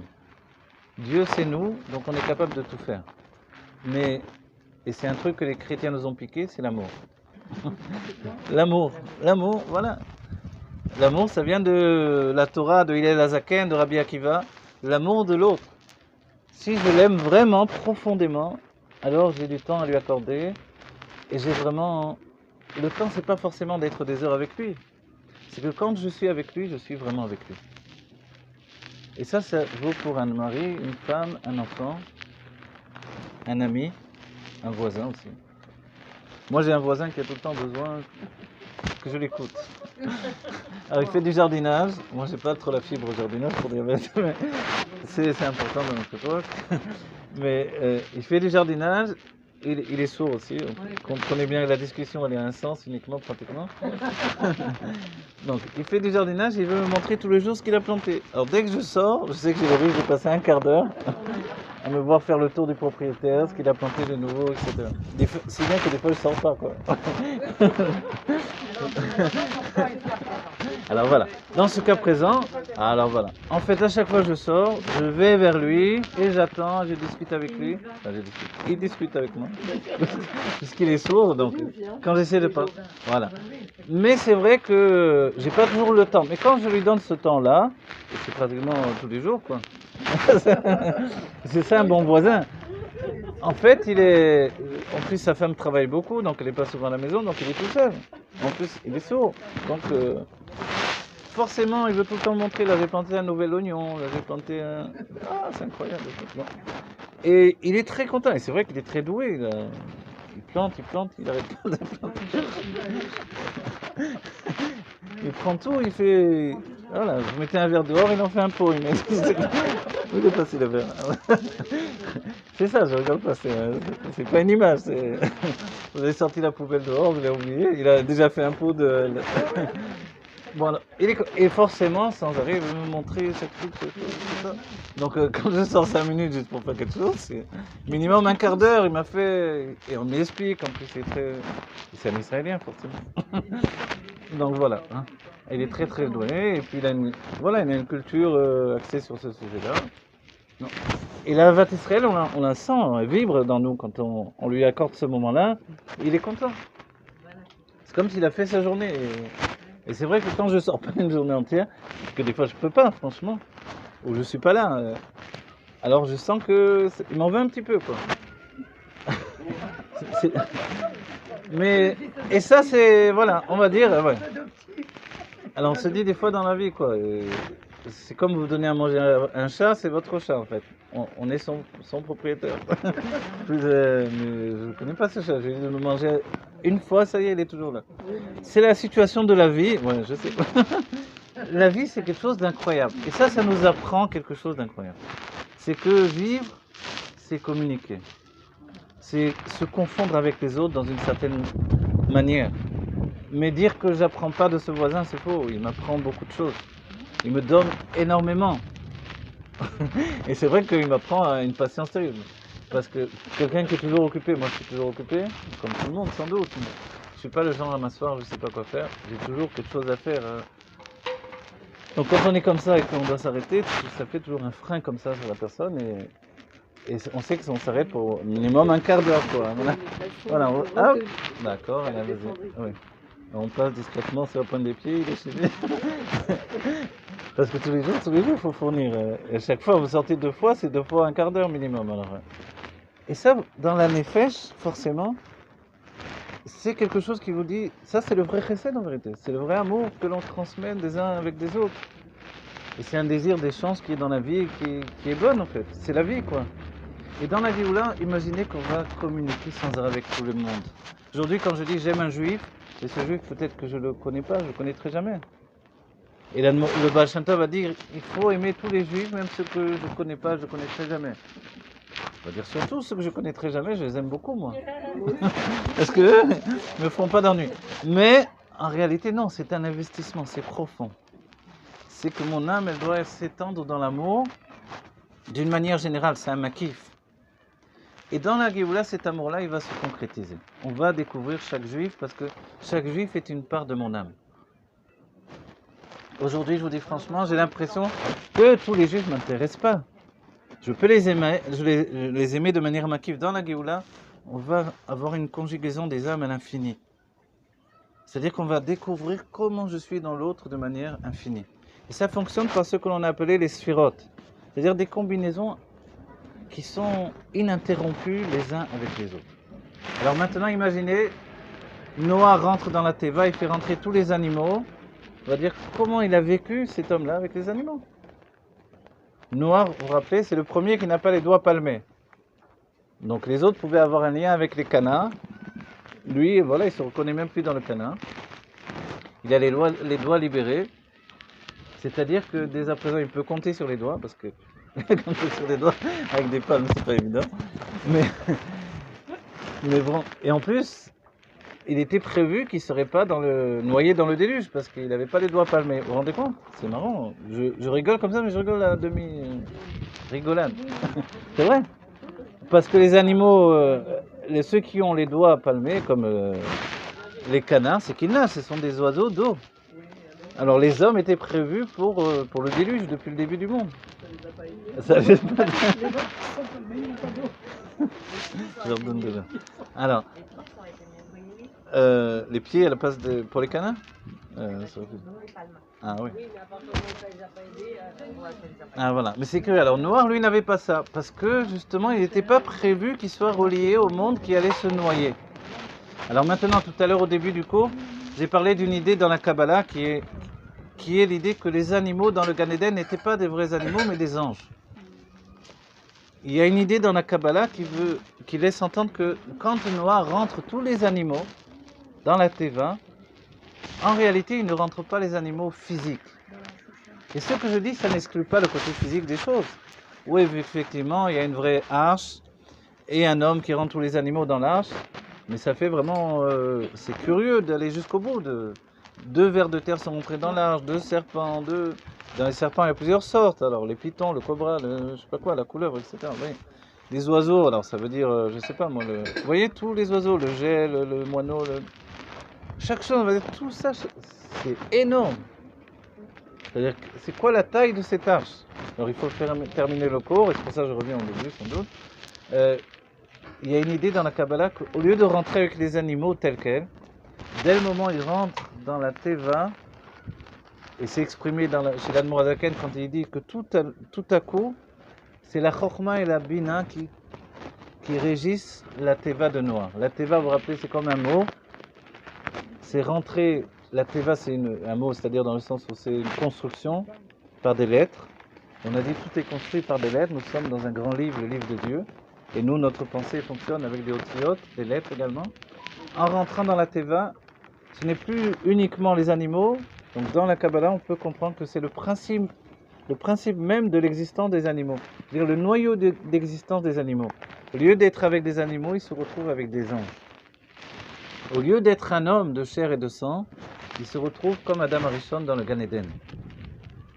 Vous avez deux façons de voir la Teva. Soit que Dieu préserve un cercueil, puisque tout le monde est en train de mourir. Comme Yona. Vous savez que Yona, quand il est rentré dans le ventre de la baleine, le secret de la chose, c'est qu'il est mort en fait. Il a été mort et enterré, Yona. Et ensuite, il revient à la vie. C'est le secret de Yona qui représente la Malchut, la royauté. Et la royauté, c'est l'âme d'Israël, c'est chacun d'entre nous. Knesset Israël. Et Noir, lui, représente le corps de tout le peuple juif d'un certain point de vue qui va revenir dans Moshe Rabbeinu. Donc en fait, il rentre dans la Teva et il revient au niveau du Gan Eden. Et dans le Gan Eden, les animaux n'étaient pas des animaux, c'était des anges. Donc en fait... les dinosaures, alors a priori, certains Mekoubalim disent que les dinosaures étaient des animaux qui étaient créés par les hommes et non pas par Dieu. Parce que les hommes ont commencé à utiliser les noms divins pour créer des nouvelles sortes de créatures.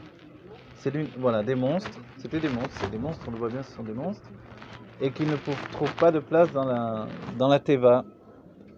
Le mammouth passe encore. On a rentré l'éléphant, son cousin, à la place. Ou alors il n'y avait pas d'éléphant. Vous voyez, certains disent qu'il n'y avait pas d'éléphant, et certains disent que les éléphants sont venus à partir de la fin de notre paracha, qui est la tour de Babel. Il y a un enseignement qui dit que ceux qui ont fait la tour de Babel ont été transformés en singes et en éléphants. Est-ce que ça veut dire qu'il n'y avait pas d'éléphants à la construction du monde? Ou est-ce que ça veut dire qu'il y avait des éléphants, mais il y a eu de nouveaux éléphants qui viennent des hommes? De là, l'éléphant avec une mémoire humaine pratiquement. Vous voyez, on dit un éléphant, une mémoire d'éléphant. L'éléphant se souvient de tout. Voilà. Et le singe ressemble à l'homme. Alors c'est ça l'idée. Ça c'est une grande question dans tous les Mefarshim, sur tous les sujets de la Torah. La question se pose également sur l'arc-en-ciel.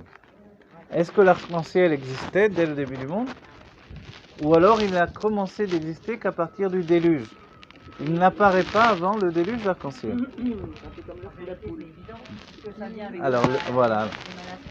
Alors pour l'œuf et la poule, qu'est-ce qui a été créé d'abord? Alors nous on a vu Adam Arishon a été créé adulte. Donc le monde est créé adulte, c'est-à-dire la poule est créée. Elle va donner des œufs. Oui, d'après la Torah, oui. C'est une sorte de marloquette finalement. Voilà. Quand vous dites l'œuf, c'est-à-dire qu'il y a une évolution justement. Quand on dit non, l'être a été créé adulte, le monde est créé adulte. Si le monde est créé adulte, donc au moment de Bereshit, si vous voulez, après la faute, il vient un chercheur au carbone 14, il découvre que le monde a déjà des millions d'années. Il va dire, mais le monde a des millions d'années. Comment ça se fait puisqu'il vient d'être, entre guillemets, créé? En fait, c'est ça l'idée, c'est ce que dit le Rabbi. Le monde est créé adulte. Le monde un adulte, c'est-à-dire qu'il y a déjà l'enfance, l'adolescence et l'adulte, le début de l'adulte. Voilà, il contient tout. Alors les dinosaures, certains ont une autre version sur les dinosaures. Bon, les dinosaures ont disparu avec le déluge. Pour nous, c'est clair et net. Voilà, c'était un premier monde. Et d'autres disent que les dinosaures, c'était les béhémoths. D'entre les béhémoths et les taninim agdolim que Dieu a créés, pas seulement en fait sur la mer, dans la mer, mais à l'extérieur de la mer. Donc en fait, certains disent même l'hippopotame. Vous savez que dans la Torah, il n'y a pas écrit forcément hippopotame. D'ailleurs, ce nom, je ne sais pas s'il est hébreu. Hippopotamus, hippopotame, vous voyez. Donc certains disent, alors, comment ça se fait qu'il n'a pas été cité par la Torah? En fait, il est réuni dans l'image de Béhéma, V-A-B-M-A. La Béhéma, ici, c'est l'hippopotame. Donc la Béhéma décrit à la fois Béhéma Théora, donc un animal... c'est les béhémoths, en hébreu, ça veut dire les animaux, souvent... Voilà. Non, alors, pur ou impur? voilà, chez Enam Théoroth, qui ne sont pas purs ou qui sont purs. Mais la BMA, c'est souvent un animal domestiqué par l'homme. Mais on l'utilise également pour dire quelque chose qui a une certaine puissance. Et l'hippopotame, il a évidemment une certaine puissance.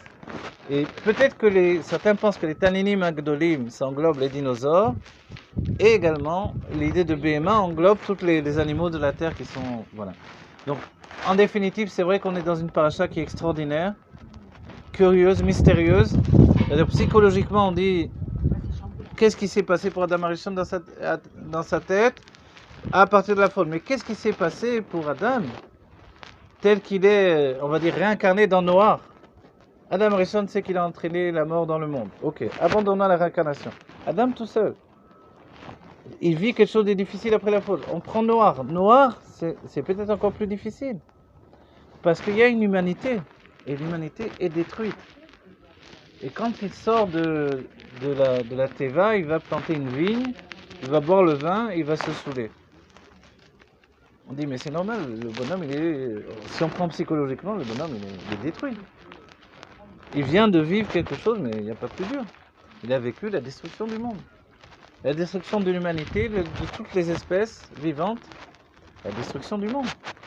Comment vous voulez qu'il sorte? Il n'est pas déprimé, il est déprimé total. Alors évidemment, d'après la Torah, on ne peut pas le voir comme ça.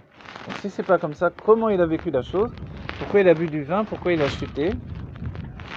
L'explication, c'est que le rabbi nous dit, le vin, il dévoile le secret dévoilé. C'est-à-dire que le vin est caché dans le raisin. Et dans le raisin, le vin n'est pas accessible. On mange du raisin, on ne mange pas du vin. Pour avoir du vin à partir du raisin, il faut faire un travail particulier. Il faut écraser le raisin et lui donner d'atteindre une maturation particulière. Et on a toujours le risque qu'il tourne en vinaigre d'ailleurs.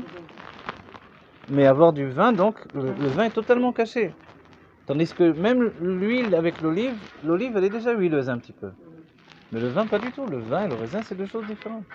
Et en fait, le secret d'avoir planté une vigne, d'avoir bu du vin, c'est d'accéder au stade de transformer et de dévoiler ce qui est caché. À partir de la sortie de la Teva, il rentre dans un monde où Dieu se voile et il s'est caché. Et son travail à lui, humainement et comme un tzaddik, c'est de dévoiler Dieu. Et c'est pour ça qu'il prend le raisin et il veut en faire du vin. Dévoiler la joie, on n'a qu'une seule joie en réalité profonde, c'est dévoiler Dieu dans nos vies. Et la même chose pour... Exactement. Et également pour l'arc-en-ciel. Les sages discutent beaucoup l'arc-en-ciel. Est-ce qu'il est créé depuis le monde ou il apparaît seulement au moment de la sortie de la Teva et au moment où Dieu dit à Noah, tu vois maintenant l'arc-en-ciel, voilà la kéchette, donc avec toutes ces couleurs qui représentent un équilibre des sentiments, tout à coup Dieu dit, voilà maintenant, dès que tu verras ceci, tu sauras qu'il y a un équilibre justement des sentiments, d'après la Pnimiut, et que je ne vais plus détruire le monde, parce que malgré tout, il y a un équilibre. Donc ça a été créé.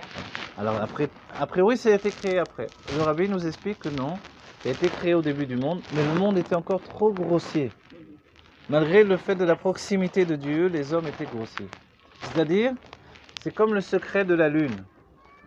On a lu ce Shabbat, l'Haftara qui est relié avec ces Macha Chodesh, c'est-à-dire le fait que David Améler n'est pas venu. C'est la discussion entre Jonathan et David. Et Jonathan a prévenu David et lui a dit, tu verras, je vais te faire un signe, je t'enverrai une flèche, etc. Si mon père a dans l'intention de te tuer, surtout ne viens pas au repas de Rosh Chodesh. David avait l'habitude de venir au repas de Rosh Chodesh dans la maison de Shaoul. Et dans le Passouk, justement, on entend qu'il va faire acte de présence par son absence. Vous connaissez ça en hébreu? C'est le mot pakod. En hébreu, le mot pakod, pakati, vous vous rappelez? Ki yifkod moshavecha. Ki pakod yifkod moshavecha. Ça veut dire quoi? Ce mot pikoud, c'est l'ordonnance également. Mais c'est un mot qui a tellement de pirouchim et d'explications. Tout à coup, on découvre que son absence est remarquée. Qu'est-ce que ça veut dire son absence est remarquée? Il avait l'habitude d'être là, tout à coup, le fait qu'il ne soit pas là, à sa place, c'est sa présence d'une manière tellement puissante que c'est plus présent que précédemment quand il était là. Parce que quand il était là, il était totalement l'âme est soumise à la présence de Shaoul, le roi Shaoul. Tout à coup, lorsque David n'est pas là, c'est la présence de la royauté de David qui se présente à table, dans la table de Shaoul. Comprenez? Et c'est le secret de la lune et du soleil. La lumière de la lune illumine toute la lune quand elle est loin du soleil. Quand elle se rapproche du soleil, elle disparaît totalement. Et après, elle reprend tout un cycle pour réapparaître à nouveau. Vous voyez? Et ça, c'est le secret de la présence de Dieu dans ce monde. Mais comment ça se fait que le monde était grossier puisque Dieu était présent? C'est quand le monde, en fait, est trop proche de Dieu, il devient grossier. Voilà, il s'efface. Et dès que l'on s'éloigne, justement, a priori, de la présence de Dieu, on devient nous-mêmes. Parce qu'on réalise qu'on est Dieu, et non milvado. Mais il faut tout un travail personnel pour accéder à ça. Si c'est Dieu ou moi, vous voyez, il faut choisir, c'est Dieu ou moi. En fait, quand j'ai dit, bon, laissez-moi, je vais attendre que Dieu m'aide dans ma vie. Je vais attendre que Dieu apporte la Géoula parce que je déprime, j'en peux plus. Et le rabbi nous dit, mais toi apporte la Géoula. Ah bon, mais moi, je suis pas Dieu, je suis aussi pour apporter la Géoula. Ouais. Mais commence par ta maison déjà. Et les lumières ne marchent pas à la maison, mets des bonnes lumières. On n'est pas bien à la maison, je sais pas. Alors mets une atmosphère agréable. On est triste et tout ça, le confinement. Alors soyez joyeux, mets de la musique. Vas-y. Apporte le bonheur, parce que le bonheur c'est nous, c'est pas quelqu'un d'autre. Je voulais poser une question très importante qui ne pouvait pas attendre la fin du cours. Juste, est-ce que la Côte d'Ifcode, Ouais. c'était d'abord avec Youssef, d'accord? La sortie d'Égypte, etc. Qu'est-ce Ouais, qu'on peut ouais. dire là-dessus? C'est tout le secret de la présence Il y a des enfants. ininterrompue en fait. Vous voyez, ouais. Il y a des enfants, quand ils sont pas là. Il vous laisse exactement. Mais c'est tout le secret de la présence. La présence de celui qui est absent. Une fois, j'ai donné une explication qui est ce qui est plus proche peut-être. Il faut terminer notre cours. Quand on parle de l'essence de Dieu, il y a une notion qui nous rapproche, qui est dans notre esprit, dans notre conscience, dans notre réalité. Le niveau le plus proche de l'essence, c'est l'absence. C'est fou ce que je dis là. Mais c'est réellement ça. Et c'est le secret de l'Haftara, c'est ce que le rabbi explique avec le manque, c'est aussi une présence. Vous comprenez? C'est extrêmement profond. C'est parce qu'on est habitué, quelquefois, et aujourd'hui on le vit avec le rabbi Melech Mashiach, on peut vivre entre guillemets l'absence du rabbi comme une absence, ou alors comme un dévoilement de l'essence. À nous de choisir. Et la même chose pour tous ceux qui a priori nous ont quittés. Est-ce qu'ils nous ont quittés, ce n'est qu'une absence, ou au contraire le dévoilement de l'essence? La même chose évidemment pour Dieu. Le Tzimtzum, est-ce que c'est une absence de la présence de Dieu, ou est-ce que c'est le dévoilement de l'essence de Dieu? Et la Chassidoute tend vers cette seconde explication, c'est-à-dire ce qui a été vu comme un retrait effectif de Dieu pour donner place à la création. La Chassidoute a exprimé que non, c'est le dévoilement de l'essence. On est englobé dans l'essence. Et c'est sur ça donc l'on doit travailler, chacun d'entre nous, réfléchir, s'approfondir pour comprendre que Dieu est profondément tout ce que nous sommes, tout ce qui est, on est en lui. Et le dévoilement de l'essence, c'est ça. Et comment se fait-il qu'on puisse révéler la vie? Oui, je comprends. Voilà. C'est-à-dire que la présence d'une âme, ok, ou d'un corps, c'est quelque chose de mystérieux dans notre vie. Quand on reçoit l'amour d'un corps, même l'amour d'un enfant, on va dire un enfant comme ça, il n'y a pas de marque auquel les maris, les jeunes. Un enfant, c'est toujours pur. L'amour d'un enfant, c'est pas quelque chose que l'on peut réellement expliquer par des mots. C'est quelque chose qui est généré par c'est comme l'essence du corps. On peut pas dire juste c'est l'âme. C'est pas vrai, on n'aime pas l'âme. On pourrait dire oui, parce qu'on est spirituel. Ok, mais est-ce qu'on se berne soi-même, vous voyez? On aime plus que l'âme. On aime profondément le corps de l'enfant. Et ça, c'est vraiment la présence de l'essence de la personnalité à travers son corps. C'est pour ça que le corps, c'est dans le corps qu'on va vivre la Géoula Mitiv Jashma, oui. Non, je veux dire, le corps, il nous permet justement de dévoiler son âme également. Oui. C'est-à-dire, si on aime tellement ce qu'on voit, son corps physique, et on est là, Oui, mais vous savez, il y a ceux qui font il y a des non-juifs, c'est interdit dans le judaïsme, mais des non-juifs qui font les tables rondes, etc. Vous voyez? Parler avec... Non, non, moi je parle pas de ça, mais je veux dire, dans ce cas-là, on pourrait se contenter de ça, quoi. Communiquer par, je sais pas, des autres systèmes, comme avec les autistes, etc. On peut pas dire que... Non, ça peut pas nous suffire, vous voyez? Ça peut pas nous suffire. C'est communiquer avec l'âme? Oui, c'est Non. On veut communiquer... Je vous dis ça, j'aime pas ces trucs-là. Pour vous dire que le corps, on ne peut pas remplacer le corps par l'âme. L'âme, c'est pas parce que le corps dévoile l'âme. Non, c'est plus que ça. Ce serait nous tromper, nous berner nous-mêmes. Le corps, c'est le corps. Non, par contre, on ignore encore l'essence du corps. Elle nous est pas Ah, encore voilà. dévoilée. Mais on aperçoit à Ce qu'on travers perçoit, l'amour. c'est Vous voyez? le corps. À travers l'amour que l'on a pour une autre personne, en particulier pour un enfant, parce que c'est inné, ça vient de notre même corps. Voilà. Ou quand un homme est, on va dire, vous voyez, les histoires de Roméo et Juliette ou le coup de foudre, quelqu'un est profondément amoureux, un homme est profondément amoureux d'une femme, il aime tout, le petit doigt de son pied. Mais si on va regarder le petit doigt de son pied, il n'est pas si beau que ça, vous voyez. Mais lui, quand il est amoureux, maintenant, il est comme un fou de ce petit doigt de pied. Ouais. Je donne cette image-là pour dire, mais c'est pas logique.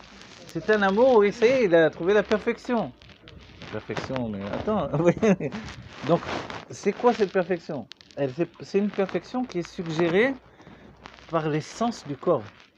Et l'essence du corps, ça dépasse même la présence de l'âme. Parce que si on dit, bon, mais c'est parce que son âme est là que je l'aime. Non, c'est pas vrai. Le corps est plus fort que l'âme. Vous voyez, et moi j'ai essayé d'écrire pas mal de livres pour exprimer ça dans des histoires, mais... Ouais. Pourquoi le corps il est plus important? Il y a une preuve. J'ai la même Ah, Non, mais on avait dit, je sais pas, on avait parlé la dernière fois. C'est génial. Mais si, ah, si, je me rappelle plus, mais... génial. on va retrouver mon dirait, alors ce sera l'enseignement. Ça s'appelle un offre aux airs de Roriacha. Bon voilà, que Dieu bénisse chacun d'entre en particulier. Tout ce que je veux dire par là, c'est d'abord, c'est vrai, la présence est ininterrompue.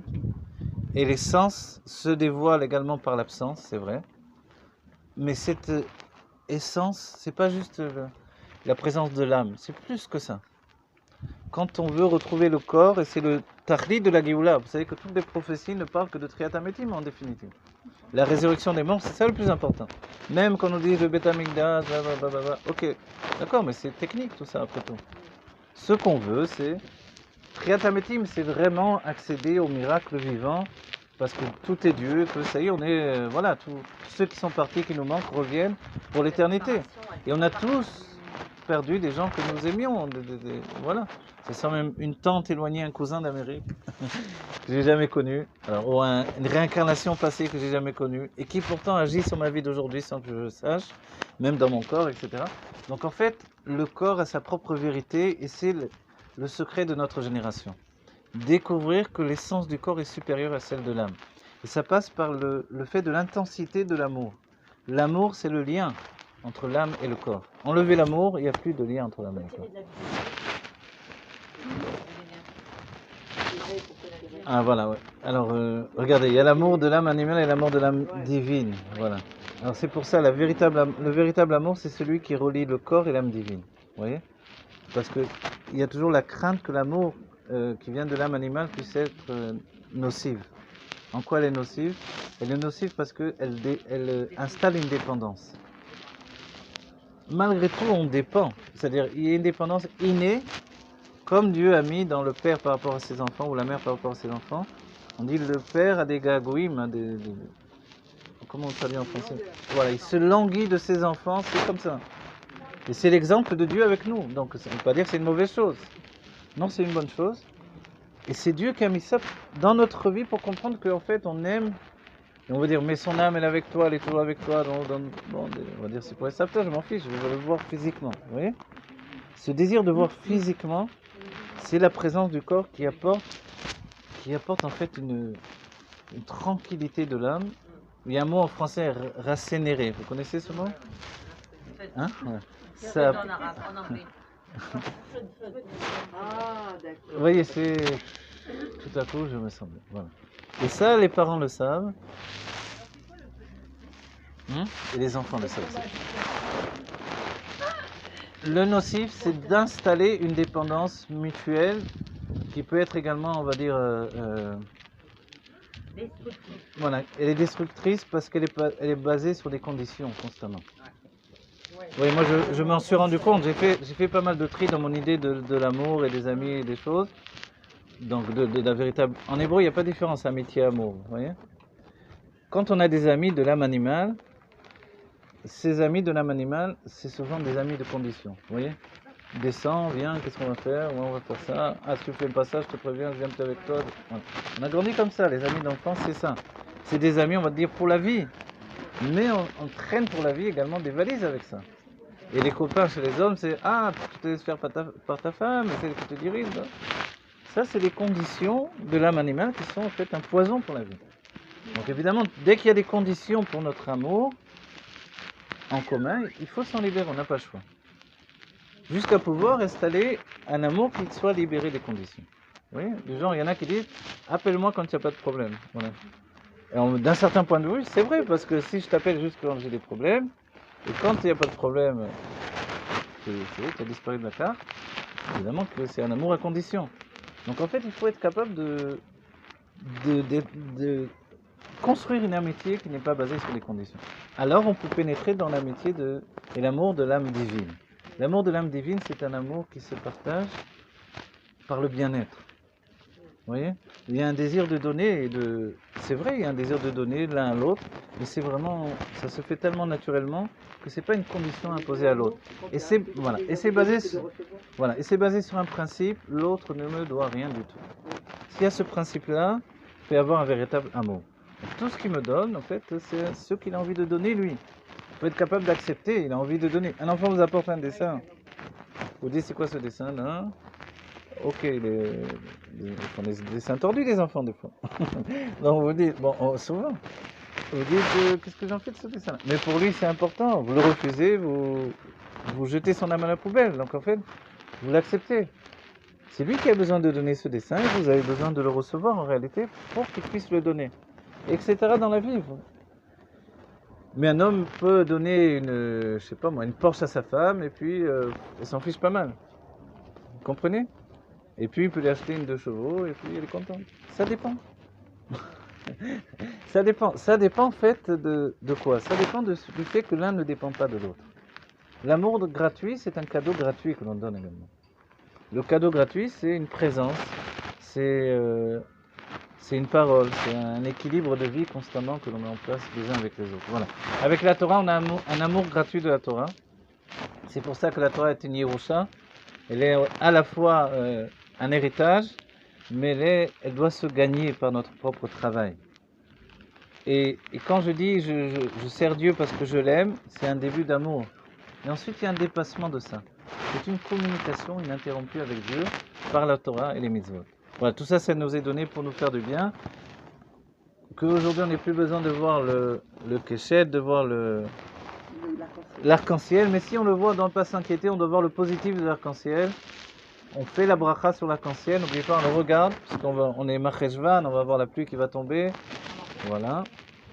On va voir l'arc-en-ciel, et quand on verra l'arc-en-ciel, on ne doit pas penser à la malédiction, on le regarde et on dit une bénédiction au contraire sur lui. Il y a une bénédiction, elle est dans le Sidour. Et on voit les belles couleurs de l'arc-en-ciel, c'est un miracle de la nature. Et à partir du moment où on voit l'arc-en-ciel, c'est que le monde a été purifié. Et c'est comme ça que l'on doit découvrir l'arc-en-ciel aujourd'hui.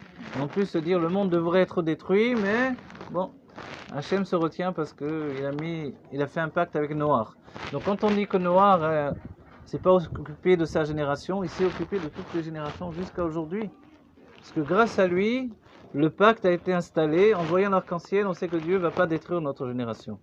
Il ne va pas détruire le superficiel va devenir un atout pour la Géoula Amitite Vashlema. Donc on souhaite qu'on soit tous riches, beaux, en bonne santé, que l'on soit bien dans notre peau et que vraiment on vive le bien tangible et véritable que le Rabbi nous a donné, nous a transmis pour notre génération, voilà, qu'il soit concret et que l'on dise tous Rabbi Melach Mashiach Yechi Adonenu Morenu Rabbeinu Melach Mashiach Olam Vaed.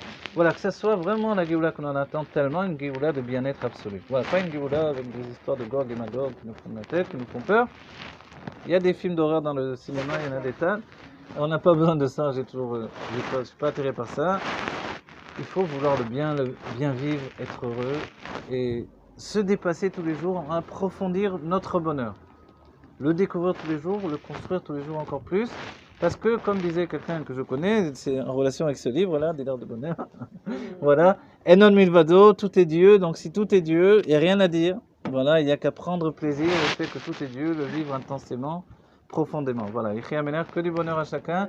Shana Tova Metuka, Yaakov, Yatzal et Darko. On est rentré dans l'année où on fait rentrer notre âme divine dans une shlichut. Voilà.